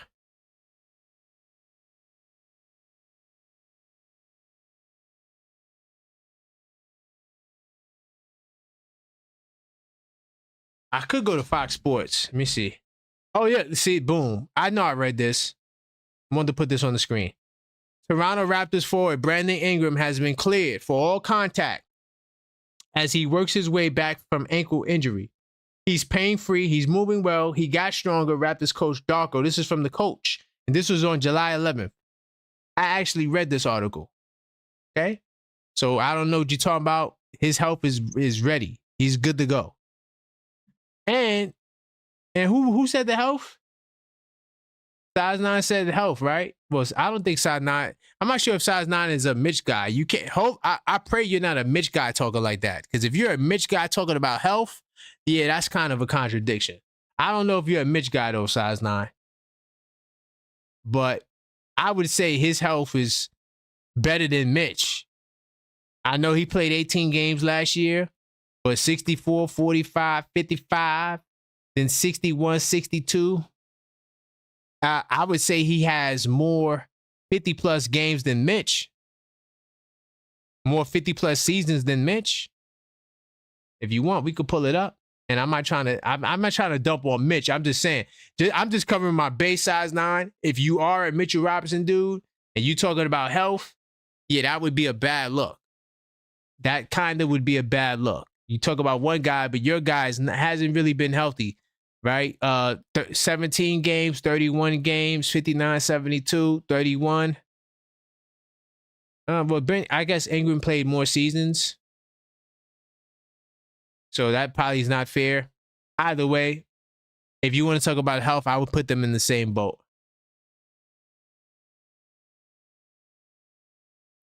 Oh, but you missed it. Hotline bling. Zion Williamson.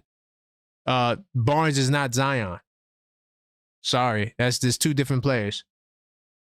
By the way, Zion is another Duke guy. I hate to keep pointing out the Duke guys, but it's just facts. Size 9 says he has blood clots. Where do you see blood clots? I never heard that Ingram had blood. Hold on. Did Ingram have blood clots last year? I don't know about that. Hold up. The last thing I seen from, hold on. You know, and listen, man, you know I do this, right? I live to look stuff up. And I do it on the fly very well. So all I have to do is, I'm gonna tell you the website to go to. And to all the people that's been rocking with me, y'all know the website. You go to Fox Sports. It'll tell you all the injuries. I don't remember his last injury being a blood clot. Let me see. So we had the ankle. What blood clot, man? Where was the blood clot? Achilles, knee, calf, illness. I think this is the, hold on. Hold up. Let me duplicate this and go back.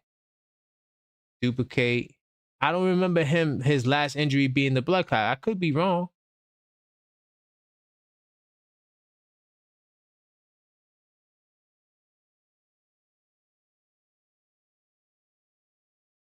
Oh, yeah. You talking about, come on. Dude, this is in 2019, man. What are you talking about? The blood clot was in 2019. He don't got no blood clot issues, man. What are you talking about? His issue is the ankle, and he's been cleared. He's working out right now as we speak.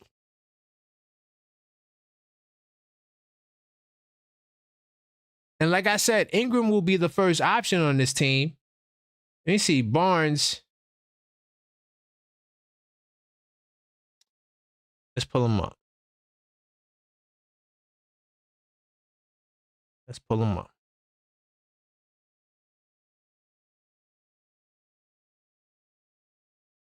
Barnes has never averaged 20 a game in his career, man.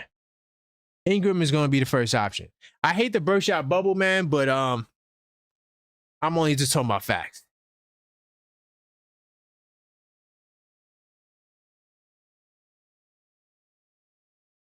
No. Size 9. I never said he never had the blood clot. I said that wasn't his last injury. I said I don't remember the blood clots being his last injury. I'm not going to say he never had blood clots, but I'm just saying I remember the ankle. I don't remember no blood clots in the last 6 years. You talking about something that's resolved 6 years ago. All right? 6 years ago. Okay? Do me a favor, man. Go to Fox Sports. Anytime you want to look up injuries, that's the place you go to. They'll tell you the date and the injury.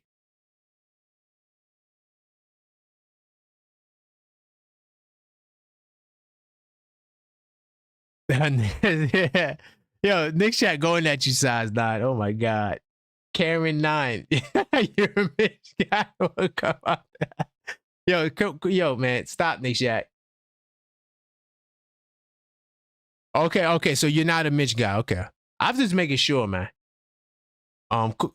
Keep the calls coming. 646-995-8389. We talk about, I know we talking about Mitch right now and injuries and all types of stuff. I mean, this is the Knicks call-up show. This show is honestly a topicless show. It's usually the callers, you guys decide to make the topics.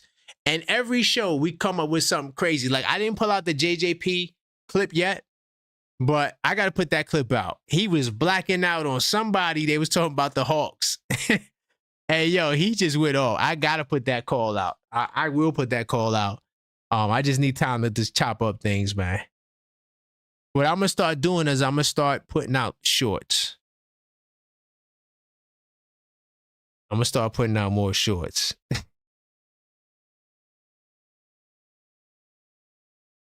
We want Brandon to take over. He just doesn't do it. All right, well, he will do it this year.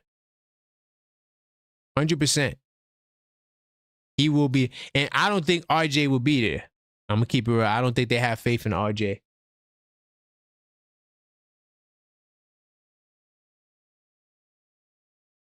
Yo, see, Nick Shack, see, I won't go that far. Yak, you can't win if you can't rely on Mitch. See, that's not my take. My take is I just don't think he should start. I'm not going to speak ill of Mitch. I hope Mitch does well, you know. But I also agree with JJP. I don't think that he should get over 20 minutes. I think those days are over. I think he should be capped at 20 minutes and he could get that time off the bench. Let me take a quick peek at the gamification. Of course, Nick Shack's number 1, Randu number 2, Size 9 number 3, of course. Salute the own Dios, the Supermod number 4, and HRM channel member. Salute to you. I see you at the number 5 spot. BS 10258 number 6, and Hotline Bling working his way up at number 7. Latoria, hopefully, I mean, I'm gonna talk about Mitch tonight, so if you're not a channel member, you should consider joining the channel. And speaking of that, I'll do a quick little segue to the channel membership. Why not?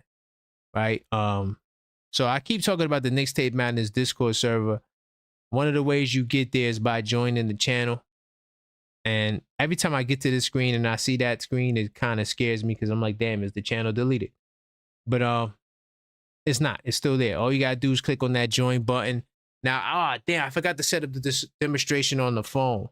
If you're on your phone, how you would get there is all you have to do is click on the name of the channel, The Objective Knicks Fan, and it'll take you. You have to get to the channel page. Once you get to the channel page, then you will see the join button. So when you join the channel, we got 2 packages. I'm going to talk about the Starter Knicks Fan. So when you join it, you'll get access to the Knicks Tape Madness Discord server, which is a members-only server.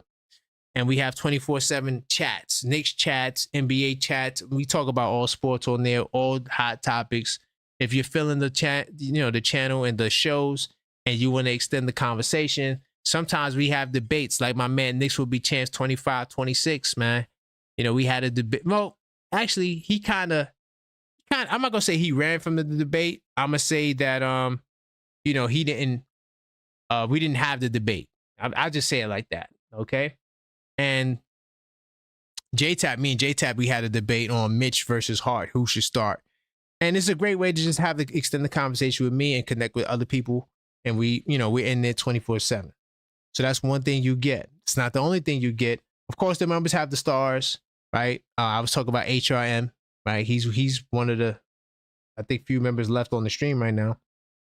But he has the cool badge, so that's how I'll be able to differentiate him from the rest, right? And I look for that badge when I do all the shows, right? Members only live chats. Of course, that's when, members can only talk. Usually when I'm cooking, I might even start doing some unfiltered thought lives too, for members. But yeah, members get a lot of content. I mean, I also stream my basketball games, right? We did 7 episodes thus far. And, it's some really intriguing content, man. If you want to see me hoop, man, definitely join the membership. Yeah, we had a really interesting time in Brooklyn. Just put it like this. I'm going to say I'm happy the stream got cut short because my phone died. It was crazy. Now, so those are the part of the members only content you get. Of course, members always get shouted out, and members also get a discount on merch. I didn't get a chance to expand the merch yet. I will. Be on the lookout for that as well. Okay, just wanted to segue there. Keep the calls coming, 646-995-8389. This is the next call-up show. We could talk about whatever your gripes are. I mean, we said a lot. We talked about a little bit about Mitch. We talked about Brandon Ingram. I mean, the conversation just continues to unfold. Definitely, if you want to talk, 2 questions I have for you tonight. Should Jalen Brunson be demoted to the second option? He can still be captain, but he will be the second option. Also, we're also talking about Malik Beasley, how the Knicks done investigations, their own research, looking into this guy to make sure that, hey, he's not guilty of anything and he's been cleared of any wrongdoing. What was put out by his attorney, that he didn't do any wrongdoing in terms of gambling. Now he's available. Should the Knicks sign him? And so I think I'm gonna do that poll tomorrow. Be on the lookout for that. I should do one in the chat now, but I'll do it on the channel. I don't feel like opening up a new tab. Let me see. Oh my God. Nick Shack says, bring up Mitch's career 1 year at a time. Like 19-year rookie year, coach didn't play him early season. He wasn't hurt or year 2. Well, listen, man, you only as good as your last year. No one really cares about your rookie season. We care about what you did now. Oh my God. Nick Shack is size 9 going at it. Randu says, I feel like Mitch should be at 25 minutes or less. I agree. Honestly, Randu, I'm at 20 minutes. I don't want to risk it, man. I don't want to risk it, you know, and this is a contract year. Could you imagine Mitch? I'm going to talk about this tonight. Okay, after this show, sign up and join the channel membership. I will do an unfiltered thought on Mitch. Why he's likely to be up out of here. And I guarantee you it's going to trigger some of you Mitchell Robinson guys. I'm not doing it to trigger you. I'm just keeping it 100%. Oh, God. Size 9 said he had a great season last year. Just get your popcorn, guys, and watch Size 9 and Nick Shack go at it. I wish one of them would call up. You know, Size 9, call up, man. I'm curious to hear your voice, and I want to hear you, you know, explain some of your perspectives. Coach Tibbs, but then you kind of put him down when you talk about last year's performances, because Coach Tibbs was the coach last year.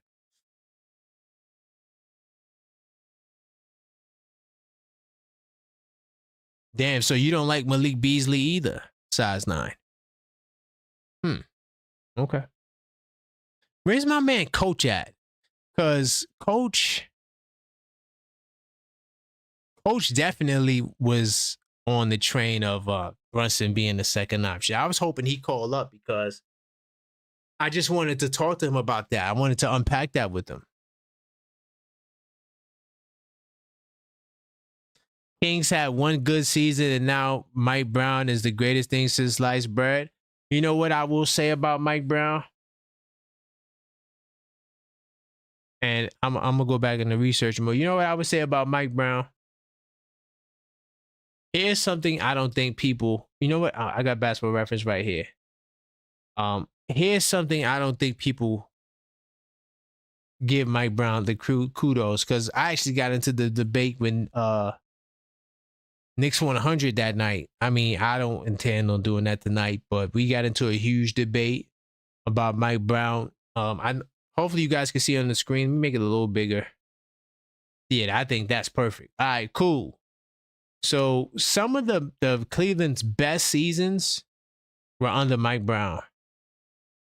I mean, Mike Brown has more wins with a lesser roster than the Ty Lue teams, and he had more talent.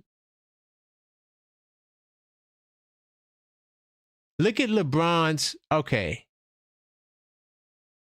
Look at LeBron's win shares in 2029 season.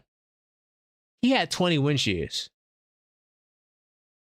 In none of the other teams, LeBron had more than 13 or 14, sorry.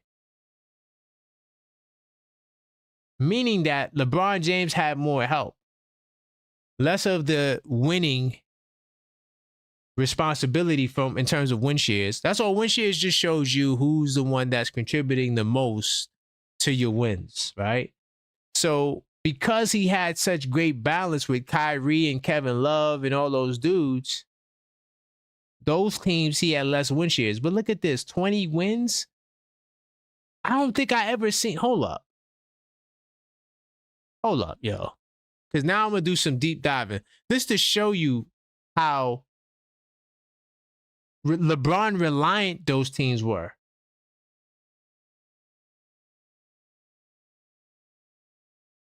The last time, okay, no, the Bulls, Jordan had this 20 win shares and also when they won the 72 games. Okay, so Jordan had it twice.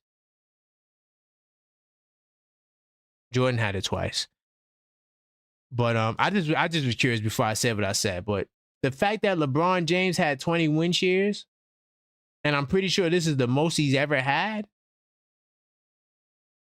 it shows you to me how LeBron reliant they were. Matter of fact, hold on, what year was that? Was that? Oh, because my memory's not. I don't remember everything. I mean, I watched the game at this time, of course, but I just don't remember everything off the top of the head. So 2009. So was LeBron? That was his MVP joint. I'm pretty sure it was. Let me see. 2009. Yeah, LeBron was the MVP. He was averaging 28, 7, and 6. And LeBron is a monster, bro. A monster. He was second in Defensive Player of the Year voting. And he made defensive team. LeBron was a beast, yo. I don't see why people hate on LeBron. I really don't. Bottom line, and the only reason why I'm pulling this up is to show you that these teams under Mike Brown in Cleveland, 66 wins, 61 wins, were not as deep as the Ty Lue teams that won the championships. That won a championship, I should say, not the championships.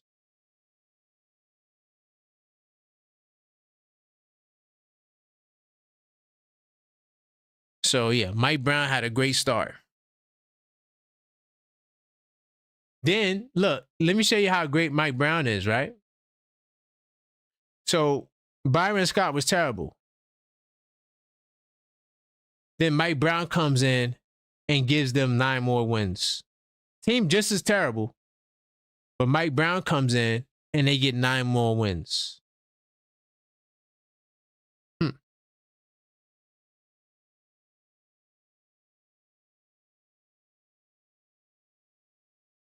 Oh, Big Dog Talk Sports. Damn, I was hoping. Salute the Big Dog Talk Sports, man. Oh, I didn't mean to do a dog growl. My bad. I didn't mean to do a dog growl. Salute to you, Big Dog Talk Sports. Listen, man, I was hoping that you wasn't listening. All right, I might have added some sauce on that. I know why they hate LeBron, but all I'm saying is he was a great player. He was a very great player. For him to be number 2 in defensive voting, I forgot about that. I forgot how. I know he did make defensive teams, but I forgot he finished number 2. That's hell of impressive. To be MVP and damn near the Defensive Player of the Year, that's some GOAT-like stuff. Now, I'm not saying he's the GOAT. Relax. I'm just saying that's GOAT-like stuff. I don't think LeBron's the GOAT.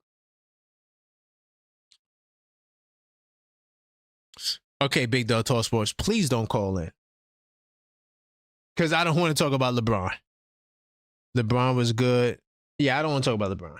I want to keep it on Mike Brown. Mike Brown did a great job, and he had great success. That was my point for going there, not to talk about LeBron.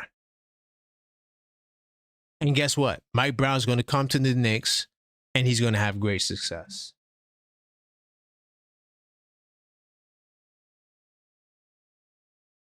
LeBron, I don't want to talk about LeBron.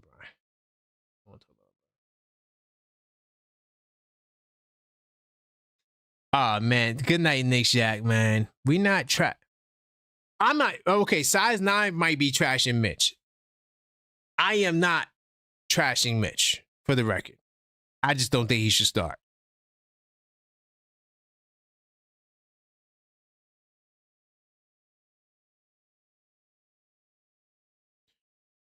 Salute to Randall. See, somebody agrees with size 9.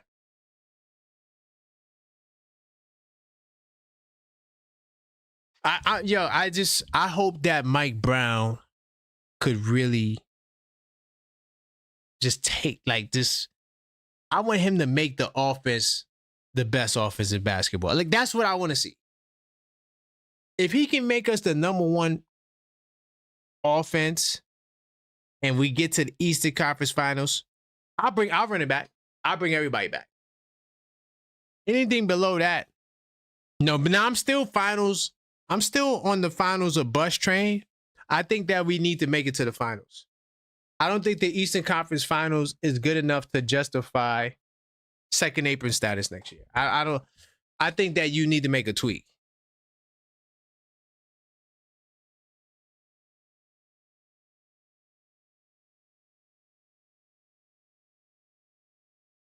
When Mike Brown was getting paid by 3 different franchises at the same time, that made top 5 coaches in NBA history. That's a good point. But Big Dog, here's another thing I hit them with, right? So when Byron Scott got to Cleveland, they thought he was going to do something. He was terrible, right? But then Mike Brown come in, they get 9 more wins.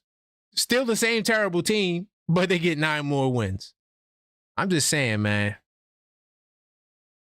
They try to put the man down. But that's a good damn point, though. This is why it's good to have an NBA dude like Big Dog Talk Sports. Because he's going to bring in other elements that we're not even considering.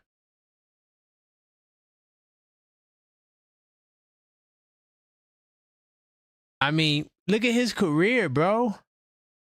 He only had 2 bad. Well, I can't even count the Laker joint because they fired him at 5 games.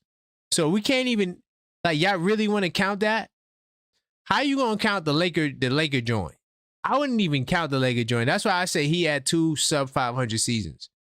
Last year with Sacramento, even though they cut him before he had the opportunity to do anything with Sacramento. But still, I mean, it was just too much drama and beef, so he had to go. But the Sacramento, he went 13-18, and then the Cleveland when he went 33-49. But let's not act like the Cleveland when they went 33-49 that he didn't improve them by 9 games. Every other year, the brother had a winning season. How do you say he's not a good coach? What more do you want?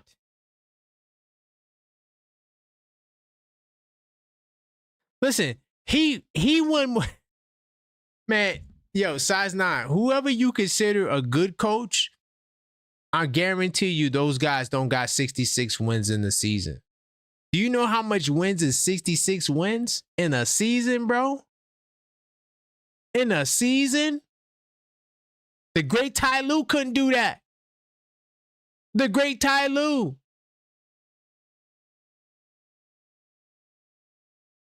He's a good coach. How? Can I tell you how he's a good coach? Because he has a 600 winning percentage. And in the playoffs, he has a plus 500 winning percentage. Something that the great Coach Tibbs, I love Coach Tibbs. Coach Tibbs did not have a plus 500 playoff record. So he has a 600 regular season percentage and then a plus 55%. I could really throw the sauce on it. He has a 55+% playoff record. I think, hold on, I don't want to do this, but because I love Tibbs, and I think that Mike Brown, I would say he and Tibbs are on the same level. But to be honest and frank with you, okay, yeah, he's at 57. I'm about to say, I thought that Tibbs was around 55%. But I take the 57.9. But Tibbs has a sub 500 playoff record. Okay, so this is why I say Mike Brown is a great coach. How many of your coaches? Okay, size 9.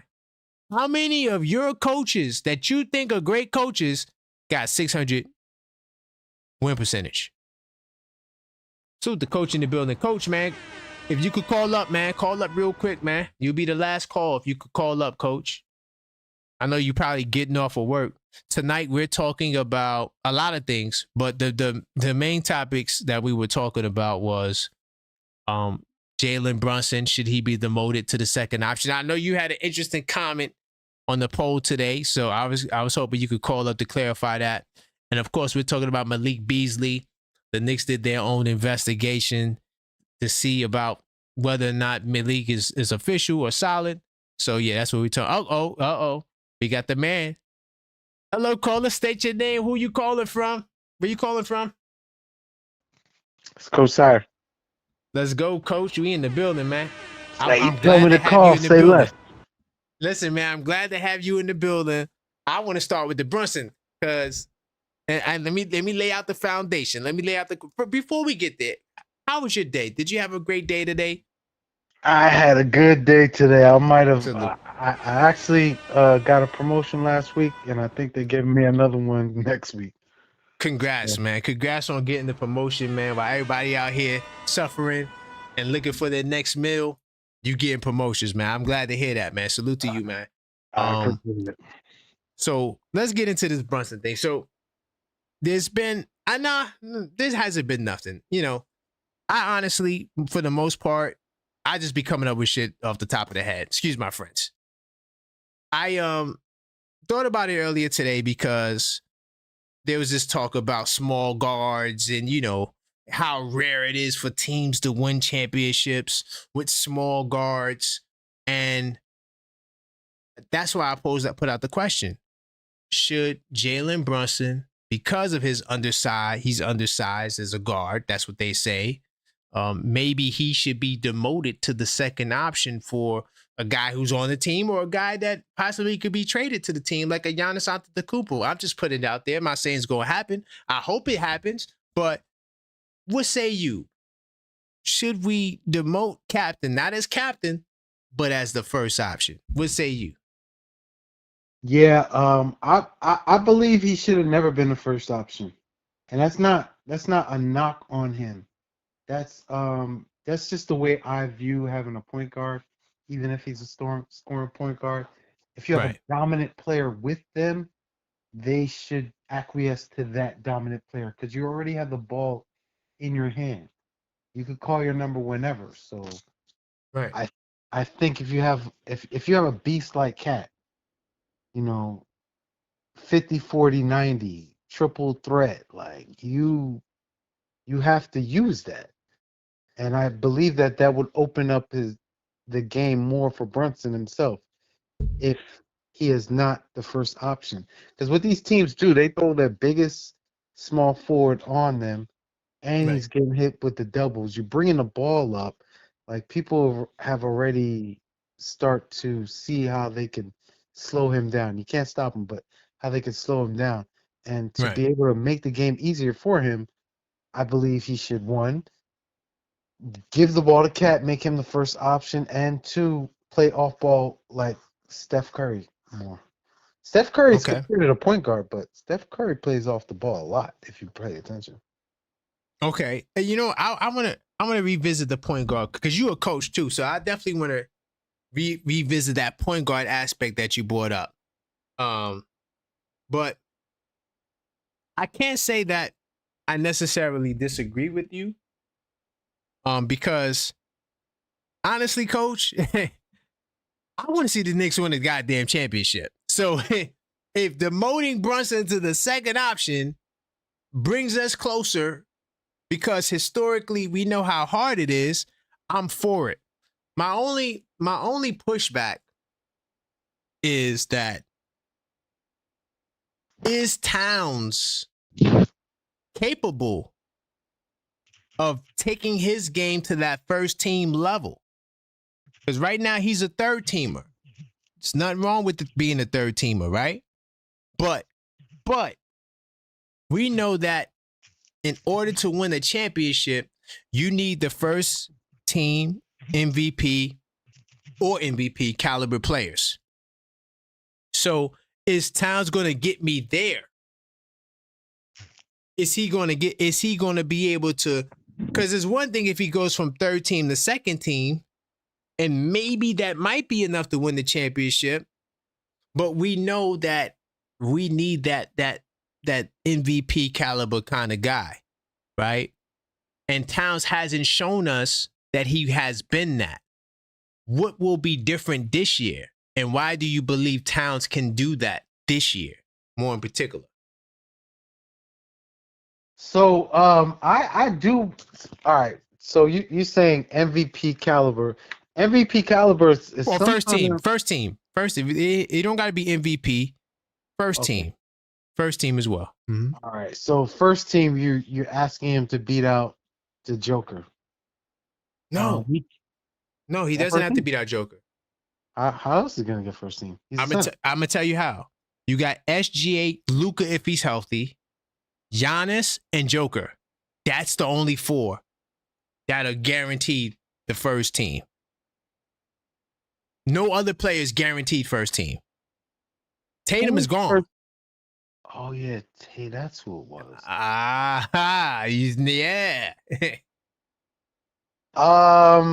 Can he get that last spot? Well, all right. So you kind of made it it might be a little more simple for the Knicks because I believe we'll be the first team in the East this year. So if you're a top team in the East and you got 3 potential All-Stars, you know, I think that moves them into that spot. I don't see who else would get that spot. Well, wouldn't the battle be between them, like Brunson Towns? Who the battle for first team supremacy. I would give Brunson the edge though, because Brunson has been the second team in the last 2 years, and I think more than likely he at least finishes on the second team again. Like under Mike Brown, even with the less dribbles, even if we put another guard out there, I showed De'Aaron Fox stats. He still was averaging 26 and 6. I don't see Brunson's numbers coming down.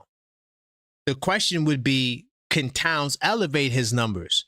Because if he can do that, which I think that he may have that. Well, y'all want to run double big lineup. If you run in a double big lineup, Towns is not doing it. He's not going to be as effective as he is at the 5 spot where he has spacing on offense to really do his thing. So if he's at the 4, it's not happening. I'm just letting this. I hate the burst out bubble. Pop is definitely not happening. But if he can be at the 5 and you get a real power forward to go with him, or you just say, screw it, I'm going to go with OG, and I could get another 2 guard out there that could really handle and take the pressure off of Brunson, and now he has the space to do what he needs to do, whether it be shooting the 3 ball, pick and roll, actual lane open, because now you got Mikal and OG not clogging up the paint. I think that is going to really take that. So I think the easiest way for us to get the first teamer would be for Brunson to go from second team to first team. And he was already snubbed, if you ask me. He should already be a first teamer. They snubbed him that year when they put Tatum there, but then they gave him the top 5 MVP voting. I never understood that. That's just weird. But, the voting process sucks. So I think that would probably be my only pushback to what you're saying. I do think that, I rock with Bodega Cat. You know what I'm saying? Now, I'm not saying that because I got the shirt behind me. I'm saying that because I think that he is the second best center in the league. And I think he's the best center in the East behind Jokic. And so with saying that, there's a lot that's possible. But I think we're just saying fundamentally is correct though. Right? How you explain everything. I just don't know if he goes to first team. I could see him going to second team, but I just don't know if it's going to be enough to really get him over that to get us over the top, right? And also for him to get over the top, because he's competing with Brunson too, who is the captain. So when it comes to that right there, him competing with Brunson, he's always going to lose because he has the stigma of being soft, being all the things they want to call him, and on top of that, Brunson has been given a bulletproof vest as far as those type of things. Even though I kind of believe that, me personally, I believe that Towns has more on-court fire than Brunson, but Brunson is more level-headed, and he won't be fazed by certain things. Because Cat will get into it with another player. Brunson will not. That's 100%. Yeah. But, so when it comes to the politics, I agree. I agree. Right. Brunson will take that. But a question I wanted to ask you: does the first team do any of the teams? Do they go by position? No, they got rid of the position. They got rid of that. It's positionless now. You want to be sure?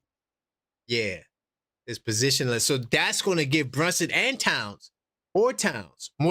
Of course, it more than likely would be Brunson, but even Towns could sneak in there, because there's no position. So you could have 3 centers or 3 big men.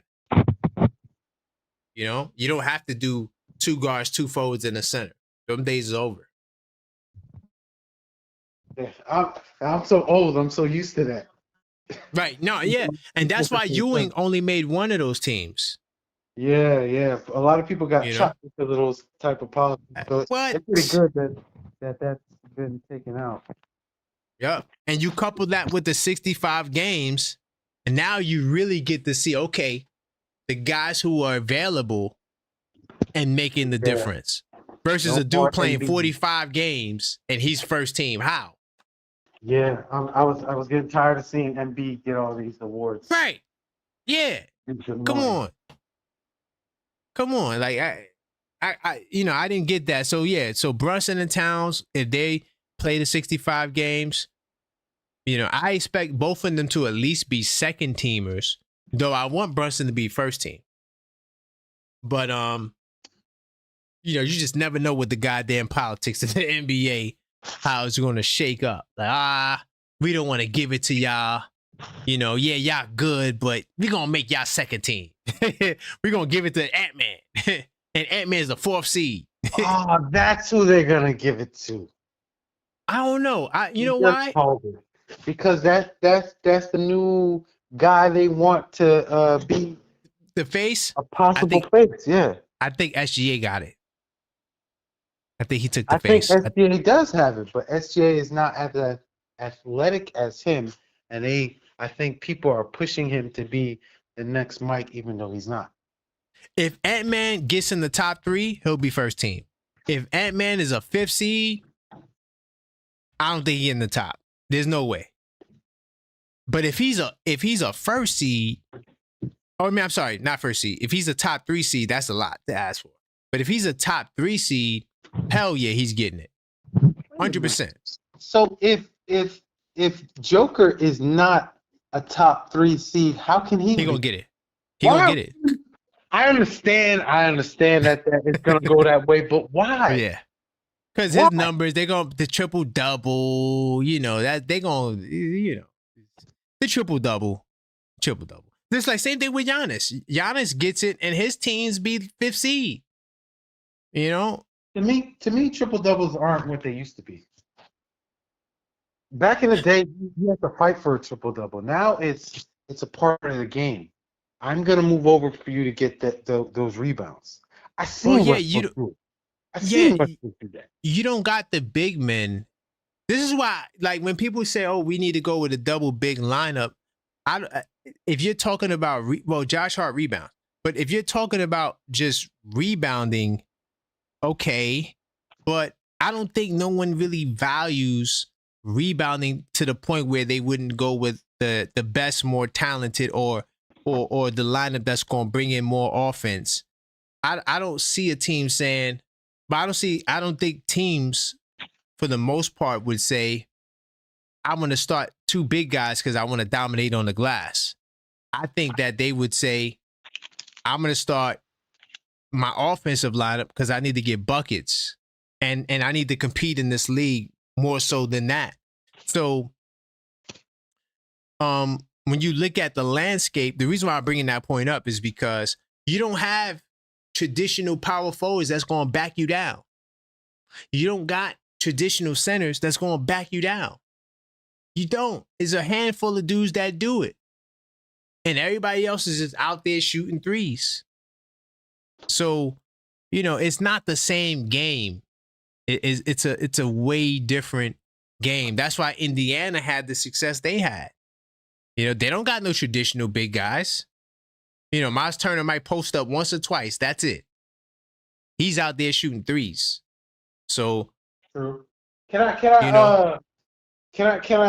hit you with a little something to ease your thoughts a little bit?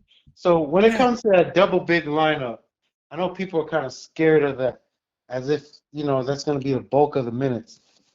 They're going to push that double big lineup and then stagger them away from each other. Like, Okay. most of Mitch's minutes are not going to be with Cat on the floor. They only have to be for a certain amount of time, because Mitch, at the most he's ever played was 27 minutes. Let's say he played 28 minutes. You could still play Cat 34 to 36 minutes, and he'll still get his 20 minutes at center. You could still play him 20 minutes at center and 14 minutes at power forward. It's only 14 minutes at power forward. He's not playing the entire game at power forward. On top of that, let's be real. If the most he's played was 27 minutes a game, he's probably not going to play 28. He might play 24 minutes. So that's another 4 minutes you can give to Cat at center. You can play Cat 24 minutes at center and another 10 at power forward. Like, the way they're going to stagger it, you're not going to see them sharing the court that much at the same time, because you also got to stagger Brunson and Cat to keep the pick and roll defense away from each other, because they'll get picked on if they do that. Nah, listen, what you're saying, I agree with, and like I said, this is why I keep reminding people I'm not a part of anybody's hive, nor am I anti anybody. I support everybody. So everything you said, I agree with. I just think it should be off the bench. I don't think you need to start, Mitch. I think that there's value of doing the double big lineup in limited instances. I think it'll be more effective against the backup units where you don't have as many prolific offensive players, right? Targeting Towns at the 4, right? How many backup 4s out there are you really concerned about? Maybe Nas Reed, Bobby Portis, but even those guys are not going to back you down, right? They're not super aggressive in the paint. They'll rebound, but they shoot threes. So I think Towns and Mitch against the second units, especially in the playoffs when they want to start doing Hacker Mitch, you don't run Hacker Mitch in the beginning of second and fourth quarters because you're just going to get your team fouls up, right?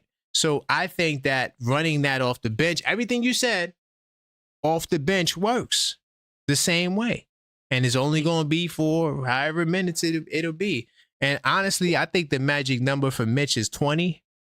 I don't think he plays more than 20 minutes a game for his career. I think that you really need to manage him, and maybe even the Embiid treatment with back-to-backs. I wouldn't play Mitch back-to-back. I would treat him like Joel Embiid. No backs-to-backs for you because we just can't risk it. Right? Because Mitch is valuable. I just don't see why you have to start him. Yeah, I used to be very pro start Mitch, but because Mitch is my favorite player. I know I talk about Cat a lot, but Mitch is actually my favorite player. He's been my favorite player since he was on the Knicks. Salute to Mitch. But I kind of agree. I don't really need him to start. I just want him to play a certain amount of minutes per game to be effective. I love that's that facts. team. So as long as he gets in his time, I agree. It's not a must that he start to me. I don't know who the fifth starter is, because I believe we have 4 fifth starters. Right. Possible fifth starters. So facts.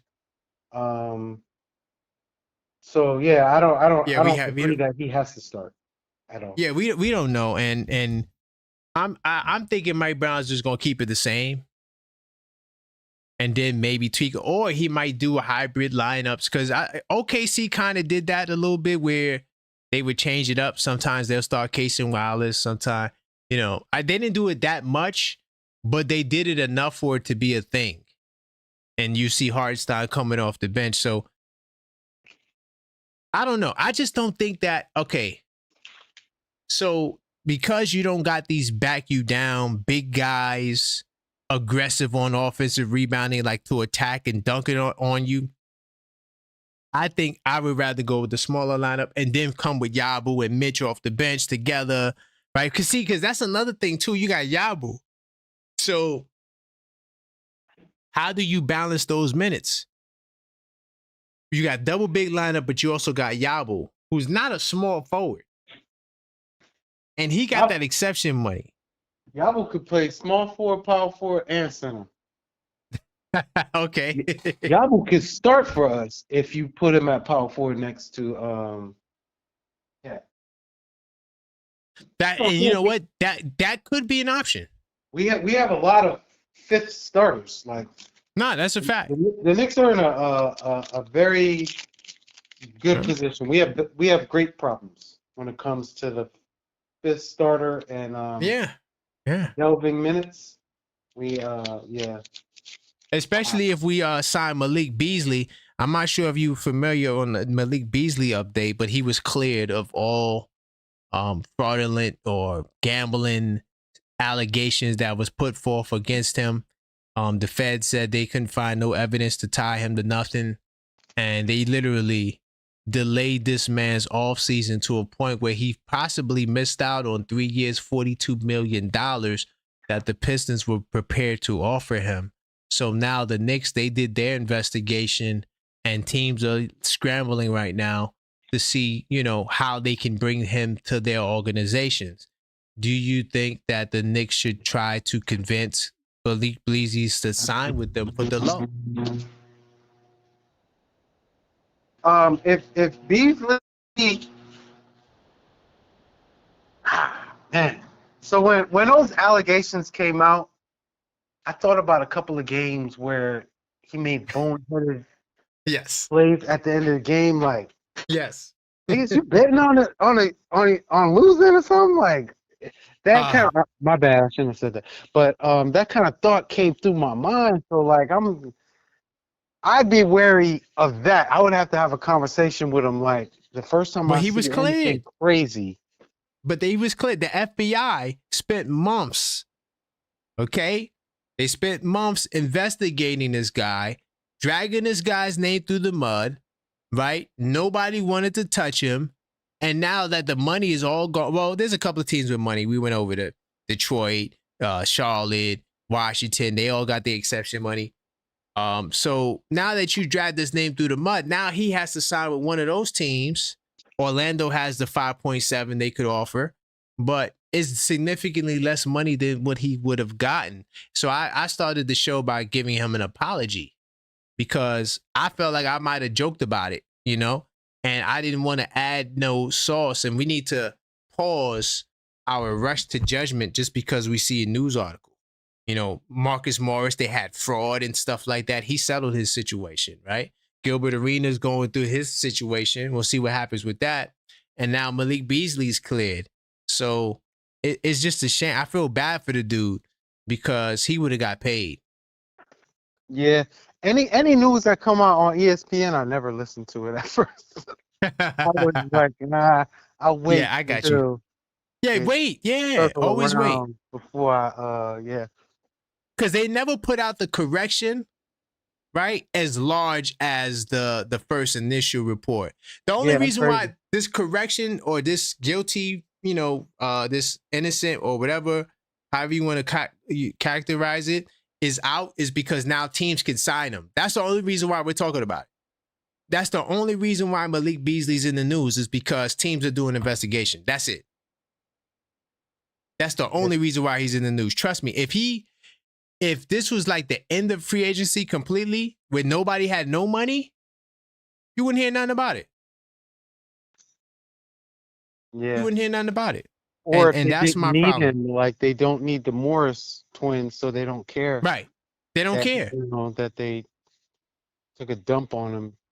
Right. And that's why I led that show, that podcast, say, yo, Morris has been cleared. Just letting y'all know for the record, because they're not going to give you that correction. They're not going to give you the same energy. Yep. So how do you feel about Malik, though? I know, man, how you feel about him? Outside of those boneheaded players that he be making in the fourth, some Detroit Pistons fans, I remember, when you're gonna play a team, you kind of look through their boards to try to see what you could get on the team, right. And they would always say that he hits all his threes in the first quarter, the second quarter, and the third quarter, but the fourth quarter he doesn't hit them. So if we were going to use him in a sense where I didn't look it up to see if that was actually true. I just heard a couple of their podcasters, Detroit Pistons podcasters, during the year saying that. Right. If that's true and we just don't use them in the fourth, I really don't mind because at this point we have our rotation. Right. We're just basically pining over someone fighting for that 10th rotation spot or the 11th and 12th rotation spot. Right. So that being the case, he's more NBA ready than any of our rookies, than any of our sophomores. So I would take him if he was willing to take the league minimum and play. Take the league minimum. Right. I'm with you 100%. Like, if he is willing to take the low because he wants to win. And here's another key that I try to tell people, right? So I know I talk about the NBA recession. I don't mean real recession like with how countries work. I'm just saying that because you had so many teams that did not have enough money to really make a big impact through free agency, right? Without doing a sign and trade.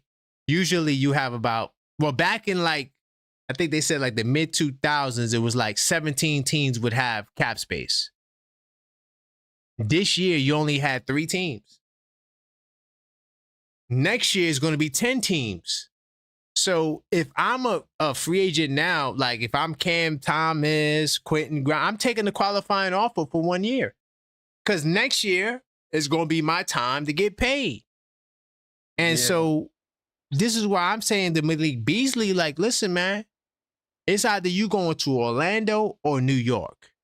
You want to try to help them get to the finals or win a championship. Because if you can do that, you're going to get paid next year.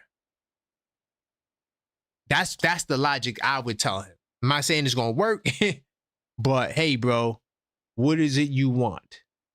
That should be the logic that his agent is telling him. That's another reason why Right. I always say that the Knicks have the best front office. We have a lot of ex-agents. Ex-agents, and yes. they look into what was the term that you used? I forgot. Kind of late. They look at the forecast next year, the year after that. Who's going to have money? The projections. Who's going to have money? What's the salary cap? They're looking at all of that, so they know how to move. And Brock Aller has got it all. A lot of these agents and a lot of these other teams, they don't forecast the same way. So they just be in bad predicaments. And I think people are starting to take notice of what Leon is doing, and you're going to notice a lot of teams. You see how a lot of teams try to copy when it was Philadelphia did it first, when they were just getting all those draft picks. Right. People are going to stop following that mode and follow what Leon did. Hell yeah. The way Leon came in, got the front office working first, set up his chess pieces nicely. People are not really seeing that. You're only seeing the players that are on the court. You're not seeing how they got to that point. Like he slowly moved the chess pieces to get to that point. And I think a lot of GMs are going to start doing that. They're going to start, all right, we're going to need these second round picks later on when our cap gets high like this. This first round picks are going to be too much. So we could sell off 6 picks and people could keep crying about it, but really we couldn't afford those 6 picks anyway. We just use these second round picks, undrafted players. That's why we have this draft guru. That's why we got him. So the way that they set it up is perfect. And talk about Malik Beasley. I guess there's no more Shamet now. Could we stop talking about Shamet? Because they play the same position. Hey, man. And one's way better than the other one. See, and we talked about that earlier. To all my Landry Shamet people, yeah, I should become Malik Beasley, people, because you know, whatever you think Shamit does better. The only thing they could say that Shamit does better at this point is defense. And I don't even know about that, because Shamit was never the defender, even though he played a little bit of defense when he was with the Knicks. But his reputation wasn't known for defense. Yeah, I would say that they're washed defensively. So I'm gonna take the better Right. offensive player. You see, and yeah, I like the way you think, man, because you know how I look at it too, Coach. I think he's just the best free agent right now. Now that he's in the free agency, and when you look at the pool, he's at the top of the list, right? And so I'm like this: we can figure out rotations later. Get the best talent. If I got to make a trade, I'll make a trade, because I think there's going to be a trade anyway. Wait, he's the And best free agent because of his free agent status, not because of free agency. Because Josh Giddey's still free agent. Well, yeah, I mean, okay. I'm not counting the restricted guys, because they're going to go back to their teams. Yeah, they are. They Right? are. Yeah, I I don't see the restricted. I Yeah. was just being technical. Yeah, not being technical. Yeah. I should say he's the best unrestricted free agent that's available. That would be the more accurate statement. I appreciate that, because I value accuracy. And that he is. Yeah, 100%. I'm trying to pull up Malik Beasley's what I'm doing right now, right? I'm trying to pull up his fourth quarter shooting. Now, I got it. I'm on NBA.com, so I know where the how to, you know, I'm in the right place. It's just a matter of now getting the fourth quarter stats, which is kind of hard to do. Let me try regular season.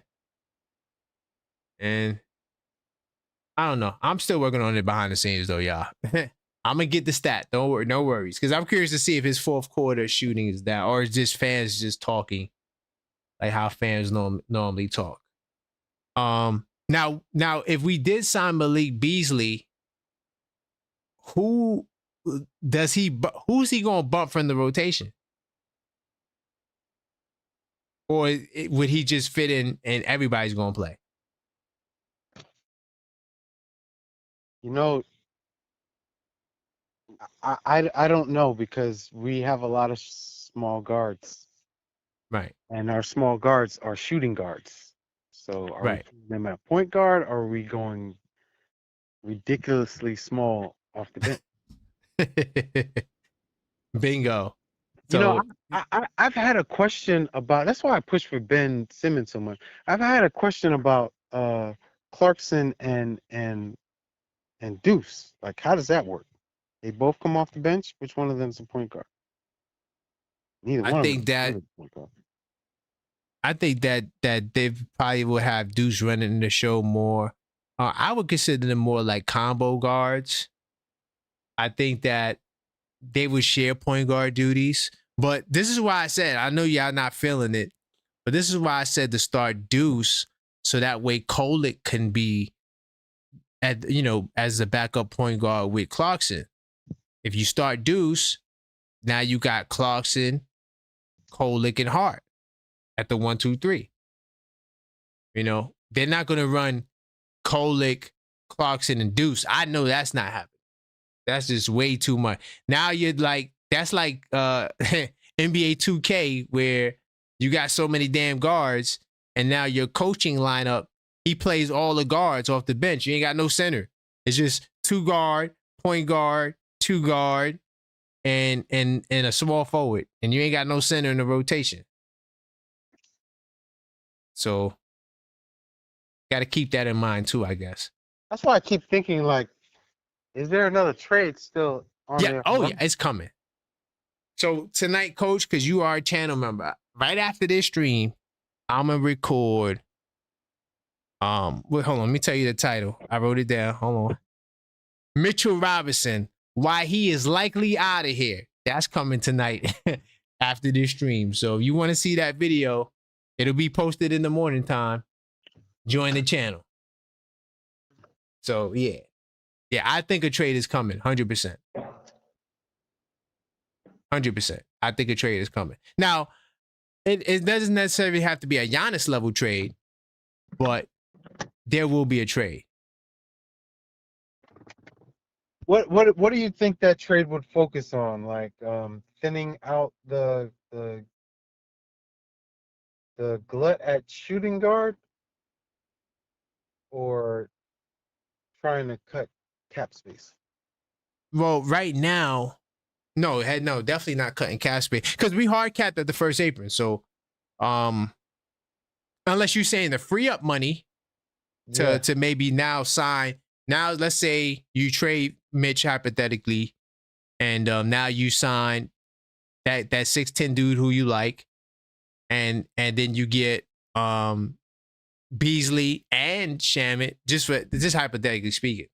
You know, if you free up, now you can sign 3 veterans.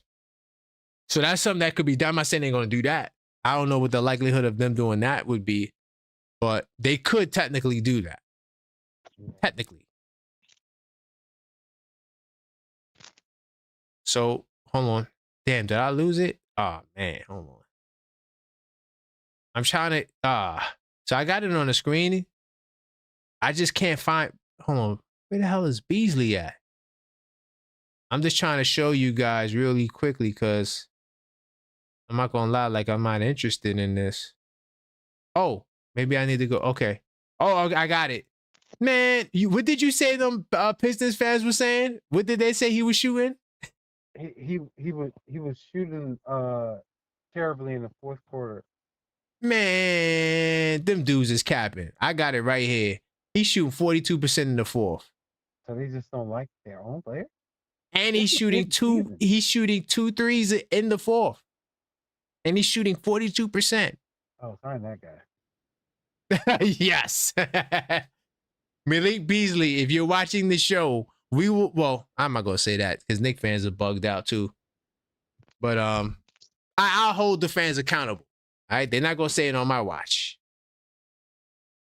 I see you, J-Tap, in the crowd. J-Tap talking about, wow, the Mitch baiting continues. J-Tap, you're gonna be mad, man. In the morning time, when you see the video, because I know you're gonna watch it. Knicks will be chance that Beasley sucked in game 6. That was one game. Size 9, stop. Size 9 talking about we not as talented as you think. Come on, man. But yeah, coach, you're right. We got to sign this brother.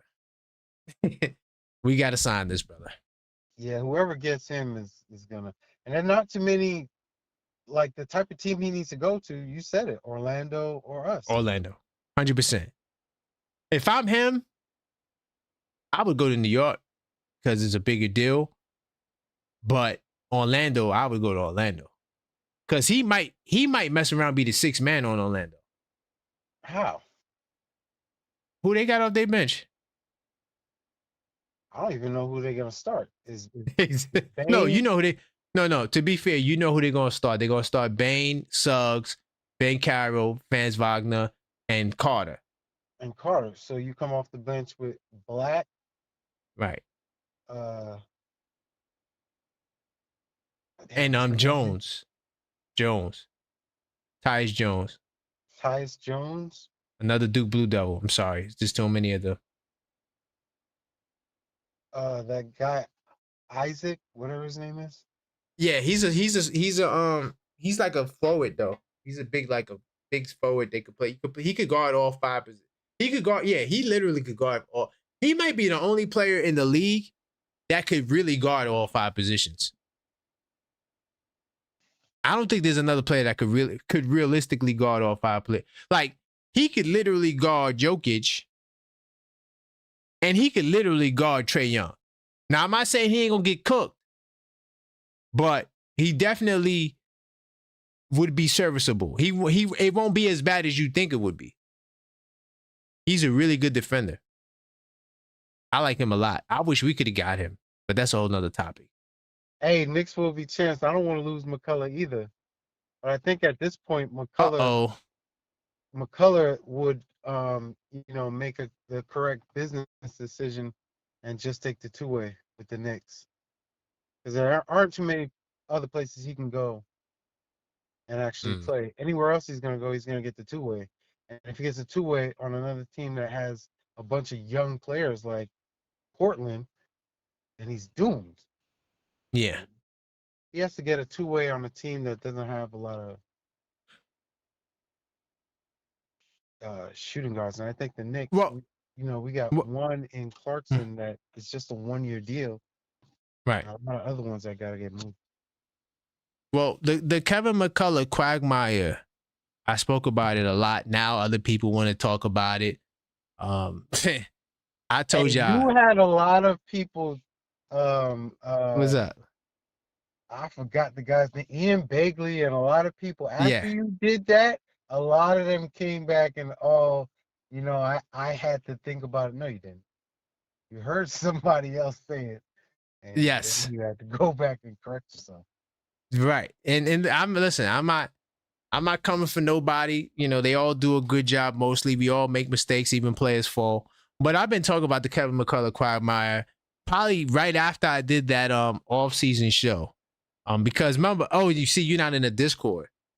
I literally, and the people in the Discord will remember, it took me 2 hours to look up why in the hell Kevin McCullough Jr. is not a rookie.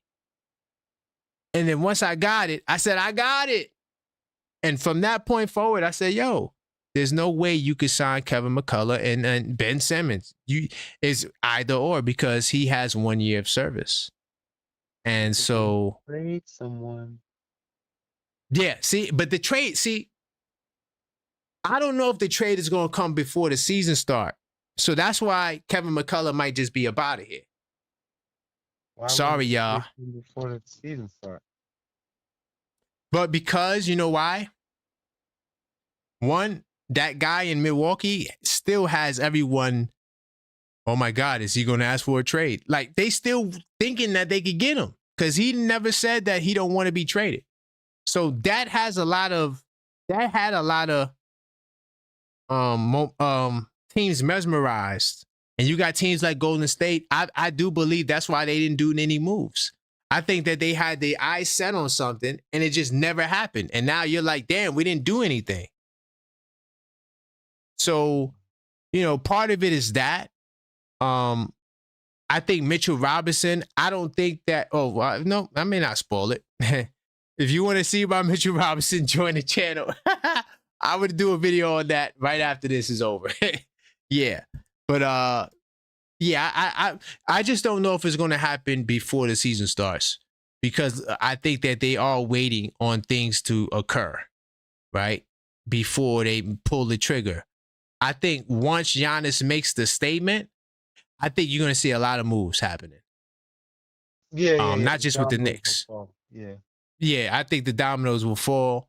And I think the Knicks will be one of those teams that are going to make a move because it's business, right? So when you watch the Mitchell Robinson video, you will see why I think that he will likely be the one to go.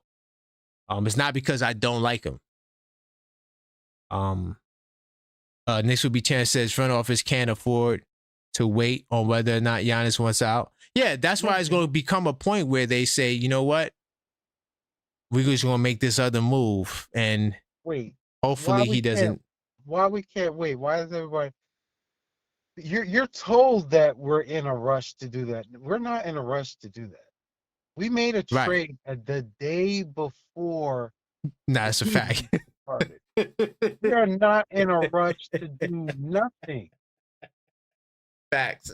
This front office will go with 13 players until the day that they have to do it. Yep. No, that's a fact. No, you're right. We're not going by what you hear ESPN saying that we're gonna do.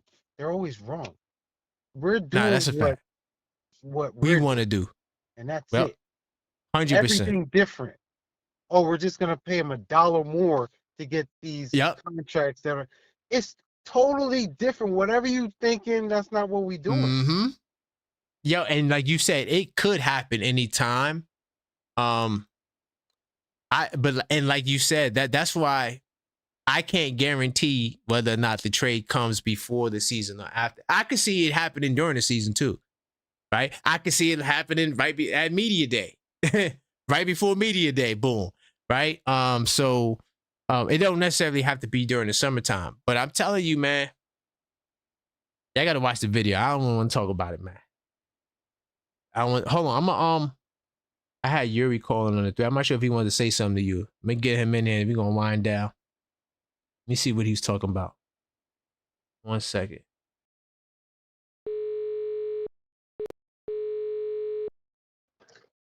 Hey, Yuri, hold on. I'm merging you in. Another team. I got Yuri here, coach. Coach on the line? Yeah, he's here. here. I'm here, Yuri. I'm here. Well, I was going to add to the front office remark. Listen, I was convinced Dante was going to stay on the team last year. I was wrong. So whatever happens, if there's a trade coming, I ain't going to be surprised. Yeah, Because don't be surprised. Because like I said, I ain't seen Mitch sign that damn dotted line yet.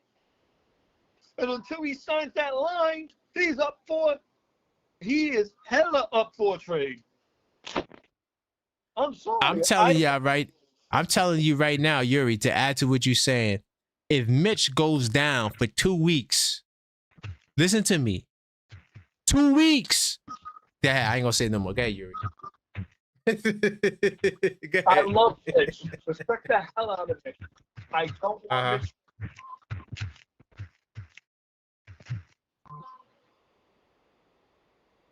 Yeah, you don't want Mitch to go? I don't want Mitch to go, but I'm gonna say it straight up. If the Knicks feel like a trade is open, I'll make this team better. Mitch will be included in that trade. I'm sorry. Enough loyalty. Enough with the loyalty crap. Gotta be said. Enough of it. You're gonna make some guys mad. I mean, I don't care. There ain't no such thing as loyalty in this business. We all know that. Hell, even Cat could be traded for all we know. Hey, man, listen, you got Coach on the line. Please do not say nothing about Cat being traded. I'm just saying as an hypothetical. I don't think Cat is getting traded, but we got to say that contract that he has, you know what I mean? Both contracts, both Giannis's contract and Mitch's contract. So they're coming up soon. If the Bucks trade for Giannis, they're going to full rebuild. Anyway, Coach, what I want to say to you is that, and since, you know what, Karan, since you're on the line, I might as well tell you too. I actually talked to SKF about that report I told you about. Which one? About Josh Hart and Tibbs going at it after the Game 1 collapse in the locker room.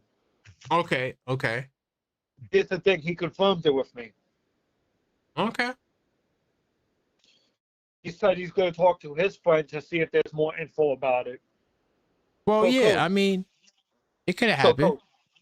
Coach, I was talking speculation, right? I heard a report from the grapevine, right? Josh Hart and Tom Thibodeau got into it after Game 1 collapse. Reason being is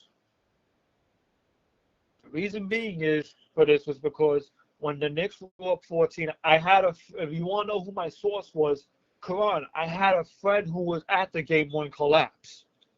Okay. It was sitting right behind the NBA basket. Right. Like literally right, but you know where the hoop is? You know where the hoops are? Mm-hmm. Right? It was sitting like a few rows behind that where they saw Coach Tibbs at the Knicks bench. Right before when the Knicks had a 14-point lead, my friend saw Josh Hart go up to the bench arguing with Tom Thibodeau because he didn't hear the whole conversation because he was far, right? He was still far away. But he saw Josh Hart and Tom Thibodeau arguing on the bench.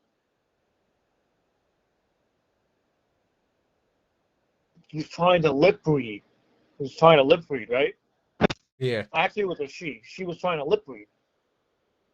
The words that came out of Josh Hart was, "Do not put me back in a game. We have a 14-point lead."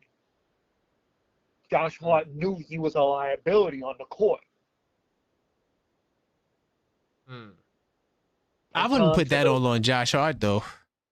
Yeah, but there was something fishy. But my friend told me there was something fishy about that argument. Josh Hart was really pissed off at Tibbs. Well, listen, man. Look, in the heat of the game, bro. Listen, you guys are channel members. That last episode, I remember that. The Brooklyn, the me hooping in Brooklyn. Listen, some stuff happened, you know, that I'm glad that the phone shut off when it did. Like, so, you know, when you losing, man, it's a moment thing. That don't mean that there's eternal beef, right? So that's what I could see. Like a moment thing, Ron. This didn't feel like a moment thing. This felt like it was personal. Okay. It felt like it was personal. So you think Josh Hart asked for Tibbs to get up out of here? You think he was a part of the coalition of players that said, "Hey"? Everybody asked for him to get out of here. Damn. Everybody did. It wasn't just Josh Hart. But my friend who was at that game saw the argument. That did not look like a hero moment argument. That looked like it was a personal argument from what she was telling me. That looked like. We'll never know what truly went down, right? I think we will. I think we will. I think there's gonna be a book. You know, we had The Blood in the Garden. It came out like maybe 10 years later. I can't remember when it came out. But there will be a book to come out of who said what, and yeah, it's gonna come. It's gonna come. We'll actually have the full details. Yeah, I think it's gonna come. Hell yeah. Well, you know, Mm-hmm. Yep. Yeah, And I'll be there doing a show on it. I wouldn't be surprised if you're right on that too. But yeah, no, that's what my friend was telling me, and you know, speculation and stuff like that. Right? But when my friend told me that, I was like, nah, that's wild. Nah, listen, I'm gonna give your friend the benefit of the doubt and say it happened, but that don't mean that he got the man fired. Like, we don't now to say that, you're gonna need a source. Yeah. To say that moment happened, okay, that moment happened, but Yeah. man, size 9, could you please, size 9, we're not stuck. We got a good team. Relax. Just continue coming when the season starts and we start winning, size 9. Just make sure you continue to come back to the channel, because I'm gonna remind you every time that we're a good team. I shouldn't be up this late, so I'm gonna go. All right, Yuri, I'll holler back at you. I see you in the Discord. That was Yuri again. He just wanted to add that. What's up, Coach? I'll let you get your final words out. I guess we get ready to shut it down. You got size 9 out there bugging out. Yeah, I'm trying to follow him, but you steady saying things it's not true, bro. Right. How can we be stuck? We went to the Eastern Conference Finals. Listen, man. Our main competition just got their knees chopped off. Yeah, don't even pay him any mind. He's wild. No picks. All right. Yo, don't even mind him, man. I mean, we're not trying to get 5 max free agents. I don't know what you're talking about, money. We got size 9. Can you name the 2 players? I want him to name the 2 players the Nets drafted that with our picks. I just want him to name it because he's so worried about the picks. So the Nets, they got because remember, we gave the Nets 5, 6 picks. Could you name me the players that the Nets drafted? Because the Nets are stupid. They drafted 4 first-round picks in one draft. 5. That's 5. My bad. That's impossible to re-sign. You're gonna hit free agency with all of them in the same year. 3 point guards. Doesn't make any sense. They drafted 3 point guards. That's a smart team would have been like, all right, Utah, I'll give you 3 of these picks so I could get Ace Bailey. I'm just saying, man, these guys don't know what the hell they doing, bro. They're gonna have to give 2 of those point guards away basically for free. Yeah, because like you said, that's a great point. They gonna all be up at the same time, and you're not gonna want to pay them. They're like, come on. Then you're gonna trade them anyway, right? Or if you're smart, you trade them. Man, like I said, man, these guys, I don't know. They just want to act like they look like they know what they're doing. But coach, notice how coaches get fired all the time. You rarely see GMs fired. Yeah, because they blame the coaches. Bingo. But at some point, when do we look at you and say, man, we had like 4 coaches in the last 6 years, Well, but you're still here. For a GM, you got to give them more time than you would a coach.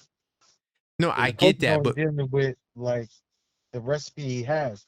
If you notice that coach is good at, mix and matching different things, and you can just keep on building with him. You can keep a coach for a long time, like a Popovich or Carlisle, something like that. But a GM, you got to see what he brings over a long haul. Like, is he good when we have no money? Is he good when we have picks? Is he good when we do have money? No, you 100% right. But when do we get to the point where it's like, all right, we have 4 coaches, right? And we've been a lottery team every year. Like, when do we get to the point where we say, you know what? It's the GM. He has to go. You know what I'm saying? Like, it has to be a point where that happens. I know, I'm not saying they go as fast as coaches. I'm not saying, coaches are always going to be the first to go. That's just politics. That's dependent on the team also. Okay. Some teams are not in it to win. Right. The company, they're in it for the money. Right. So I get my revenue, the owner has to pay me anyway at the end of the year. So it doesn't matter what I do. You know what I'm saying? So let me just have a cheap roster. Some of these teams are just here. Washington is not here to win anything. Yes. Washington, you should be trying to get the hell out of there. That's right. So where Beasley gonna go? They got $14 million they could give him, but do you go there, Beasley? I mean, well, what are his intentions? A lot of teams have cap space next year, so do I just get as much money as I can now, go to a dirt? That's what I would do. 14, get all the the points and rebounds and everything I can get to inflate myself next year, or do I try to win and show teams, look, I was a contributor to winning a championship or getting to the finals. Pay me for that. It just I think the winning would get him more money. I think the winning, because if you go to Washington, like you pull I had an example, I lost it, but like you go to a team that's not good and you shoot them up. It's like, okay, well, you was on a team that wasn't good. You didn't really show us no other elements. We'll give you 3-year 30. But if you go to Orlando and you like the 6th man for the Magic and they go to the finals or the Eastern Conference Finals, now, we'll offer you the 4-year 85. Mm-hmm. I don't know. I guess I don't know what he wants. We're going to find out, though. But don't be surprised if the Knicks wind up with him. So the thing with Beasley is Beasley's in debt. See, that's another thing I didn't like. They put his business out there. Yeah, crazy, nasty. For no reason. Like, now we know he lost his apartment. He has all these debts. He can't, tarnish that man. I got to sue somebody. If I'm him, I'm talking to a lawyer. That's why I said what I said. What are his intentions? Does he need to get that quick money now? Does he go to a team that sucks? Just get that quick money now and try to recoup later? That might be the way he takes because of his situation. Maybe, but are those teams even willing to give him the mid-level exception? That's a whole nother part. Because right now, the way these teams are acting, they like, look, man, it's either you going to take this 2 for 16 or you going to get this qualifying. What are we doing? All right, what are we doing, man? We good either way. Is either you taking this 2 years, 16. So I don't even know if that money will be available to him at this point. True. Then you got Utah, a team that definitely won't sign him because they want to build Collier and George and them young dudes. They already got rid of Clarkson and Sexton, so why would they bring in another Clarkson and Sexton and Beasley? True. You know? And I see a world where he actually could go back to Detroit because they could give him like 7-8 million in Detroit. So I might do that if I'm him. Take the 7-8 million from Detroit, and But then did Robinson take all his minutes? I don't think Duncan. Robinson. Let me just keep it let me keep it respectful. I would think that he could beat Robinson in a position battle unless the politics prevent it. Where it's like they don't want him to shine that much so they could have a better chance to sign him. Because that's also a part of the politics too. Yep. Like, yeah, we want you to look good, but not that good. You ain't signed yet.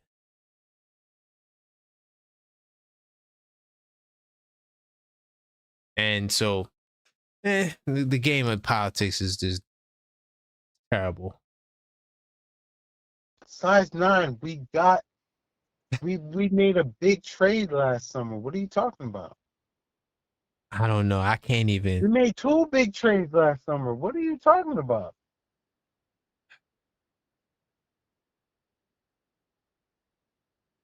I don't know what size 9 wants because he complained about our national TV performance last year, but Coach Tiz was the coach last year. The same guy who he likes, and he's like, "Oh, we shouldn't have fired him." So, like, what is it you want? We make a change to try to correct the national TV performances.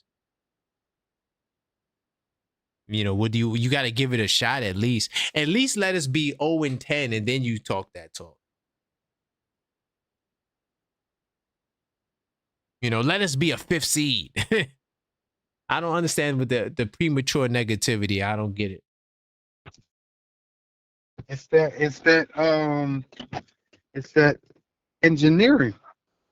Knicks fans Yeah. have been engineered to hate our team because we've been bad for so long, and we're so used to the same thing. Mhm. We don't think that, well, maybe they'll do something different, even though Leon has a track record of doing everything different.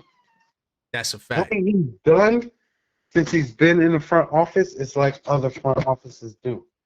He went and poached the best person at whatever particular job they're good at for each of his front office spots. That's what he did. He went and got the best draft guru he can get, a guy who was good at getting 2nd-round picks. He went and got the Brock The cap Oliver, specialist. the cap specialist. How did He I know you already was had- thinking about him?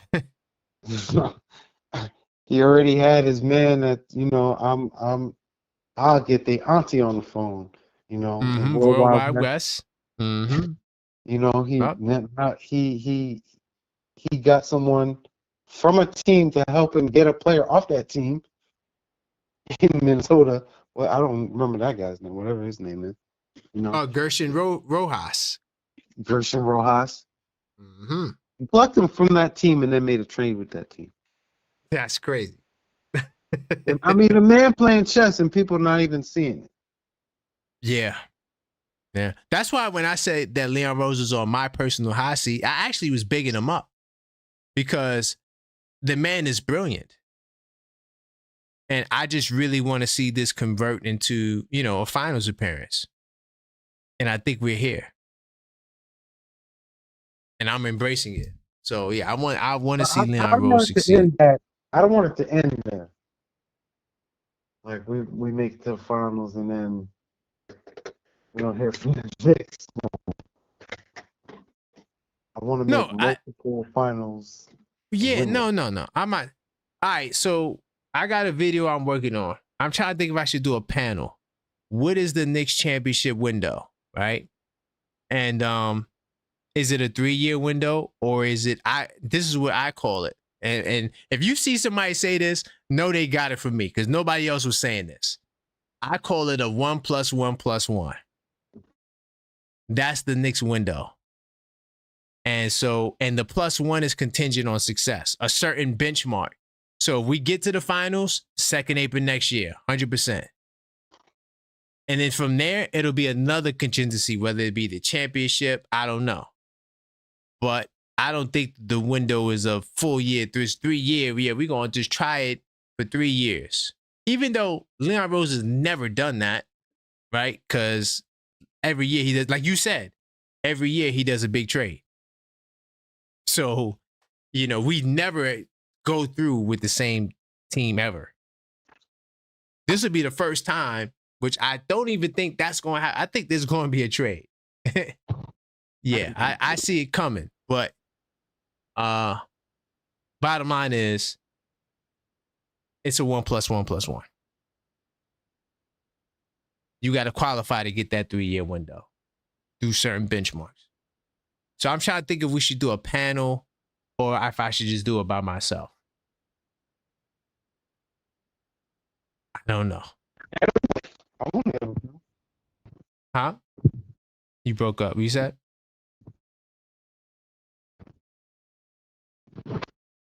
Hello, coach? You said something? Yeah, you said you're gonna do a panel. I don't know if I should do it by myself or should I do it with a panel. Do it with a panel. All right. Off the top of the head, I think I do. Of course, Ron is always going to be down. And I think I might do Fritz, bring Fritz on that. Yeah, Fritz is perfect. There's another guy too I know. I'm gonna reach out to him, so I might have a panel of 4. This other guy will definitely do it. Ooh.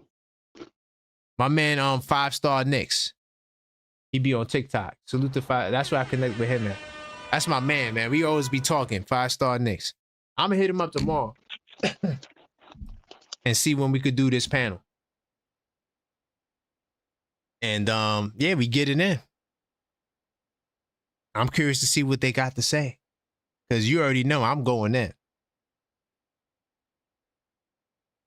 But if you see anybody say 1+1+1, know they got it from me. People be, they be watching, man. I know they be watching. Yeah, salute to Wolverine 1986. At some point, size 9, we love you, man. I hope you continue to come back. But, if everyone's complaining about you, brother, it might be you, man. It might be you. Oh, man. But yeah, coach, man, I'm going to holler at you, man. Did you figure out how to get in the Discord? I just been too running around. Busy? Sit down for a second. No doubt. I got you. Yeah, so when you get some time, man, I'll put another link in there just in case somebody else joins or whatever, so you'll be able to access it when you get the time. Because the links are they're time sensitive, so they don't last forever. I think it's 7 days or something like that. So I probably got to put another. So I'll link wait up until I'm ready. Just do it. Yeah, no, but I always will in the member section. I always put links in there to update because we get new people that join. So I want to make sure that give them the opportunity to, if they want to, join the Discord. Hey, y'all,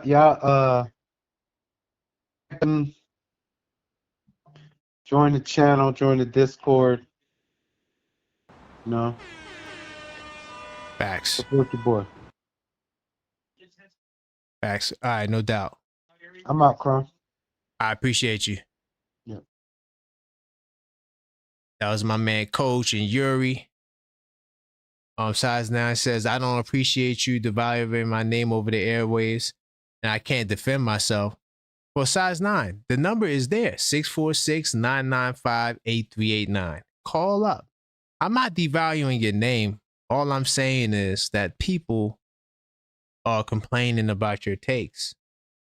And they always say, and they're saying the same thing. Like, it's not just one person. So, because, you know, it's not your perspective, size 9. It's the fact that you're like negative, like you're pessimistic about the Knicks. Hold on, size 9. What did I add to your name? I never disrespected your name. All I said was people all have the same complaints about you. And it's usually in regards to you not, you're not being optimistic about the Knicks.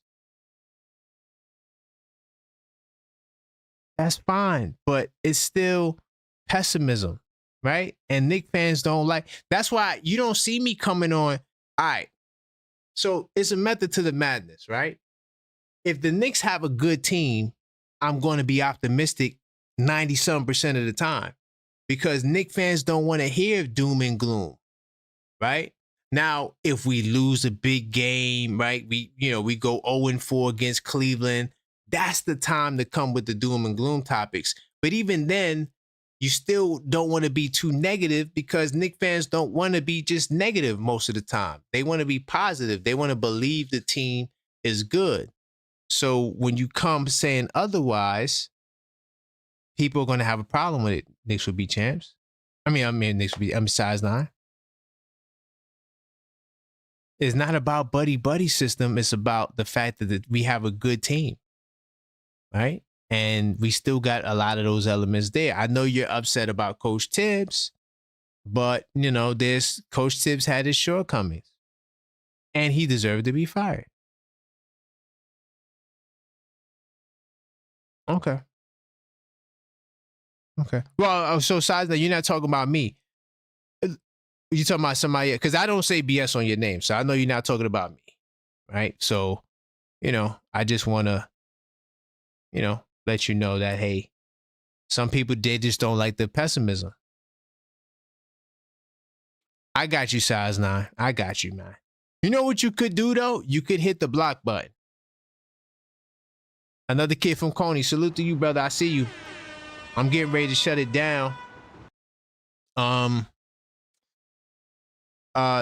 again, I'm going to let you guys know some updates. So Sunday, I won't be in Brooklyn. I'm going to the movies with the family. I'm going to finally go see that Avengers movie. I always say Avengers.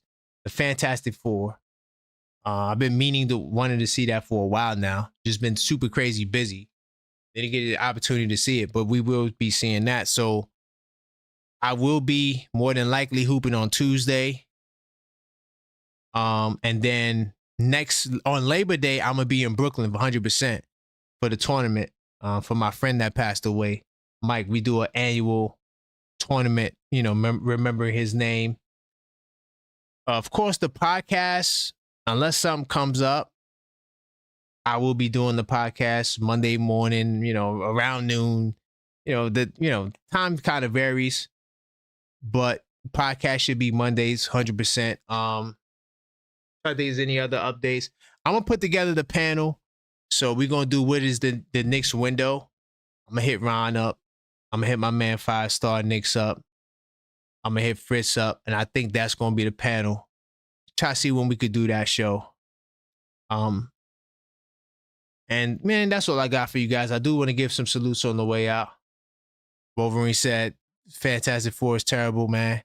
Listen, man, I don't like to have, so when it comes to movies, I don't care about nobody's opinions because it always messes up for me. Like, so when people say something is really good, I never appreciate the movie because really good to me is like next level because my expectations are too high. But I'm definitely going to go see it. And I'm going to go see Weapons too. But no, I'm a Marvel dude, so I don't really care. I'm definitely going to go see it no matter what. But I do want to give some salutes. I want to give a big time salute to my man Coach for calling up, Yuri for calling up, all the channel members. right? And the mods calling up, holding me down. Who else called up? My man JJP NYC. He also called. Who else? I think that was it tonight. But I do want to give a big time salute to the chat. I want to give a big time salute to Size 9, man.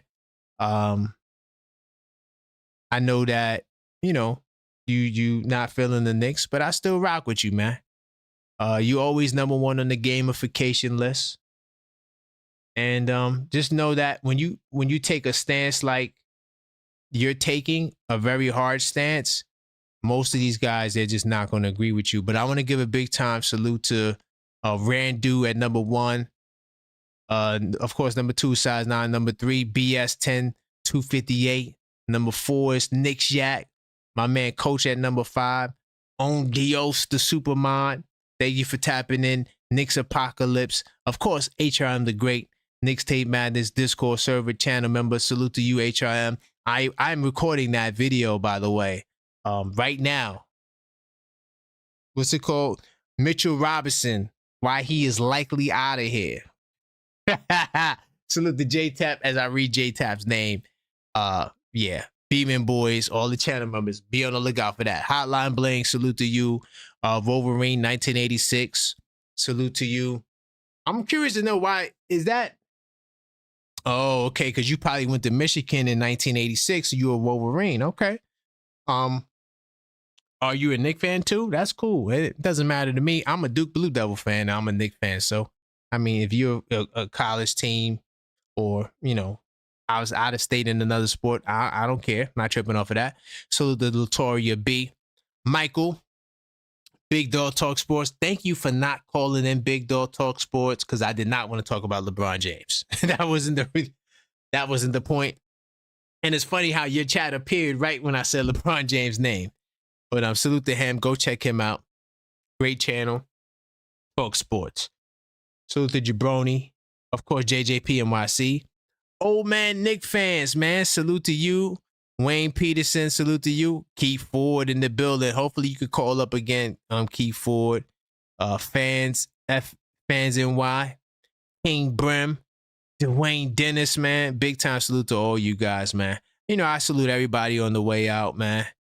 Oh, you said you was born in 1986. Okay. But you still rock with the Wolverines. That's cool, man. Big Dog said, I don't want to talk about heavy. Salute, man. That's all I got for y'all tonight. I'm getting ready to record this Mitchell Robinson joint. Why he's likely out of here. And I'll see you guys next time. So until next time, y'all, let's go.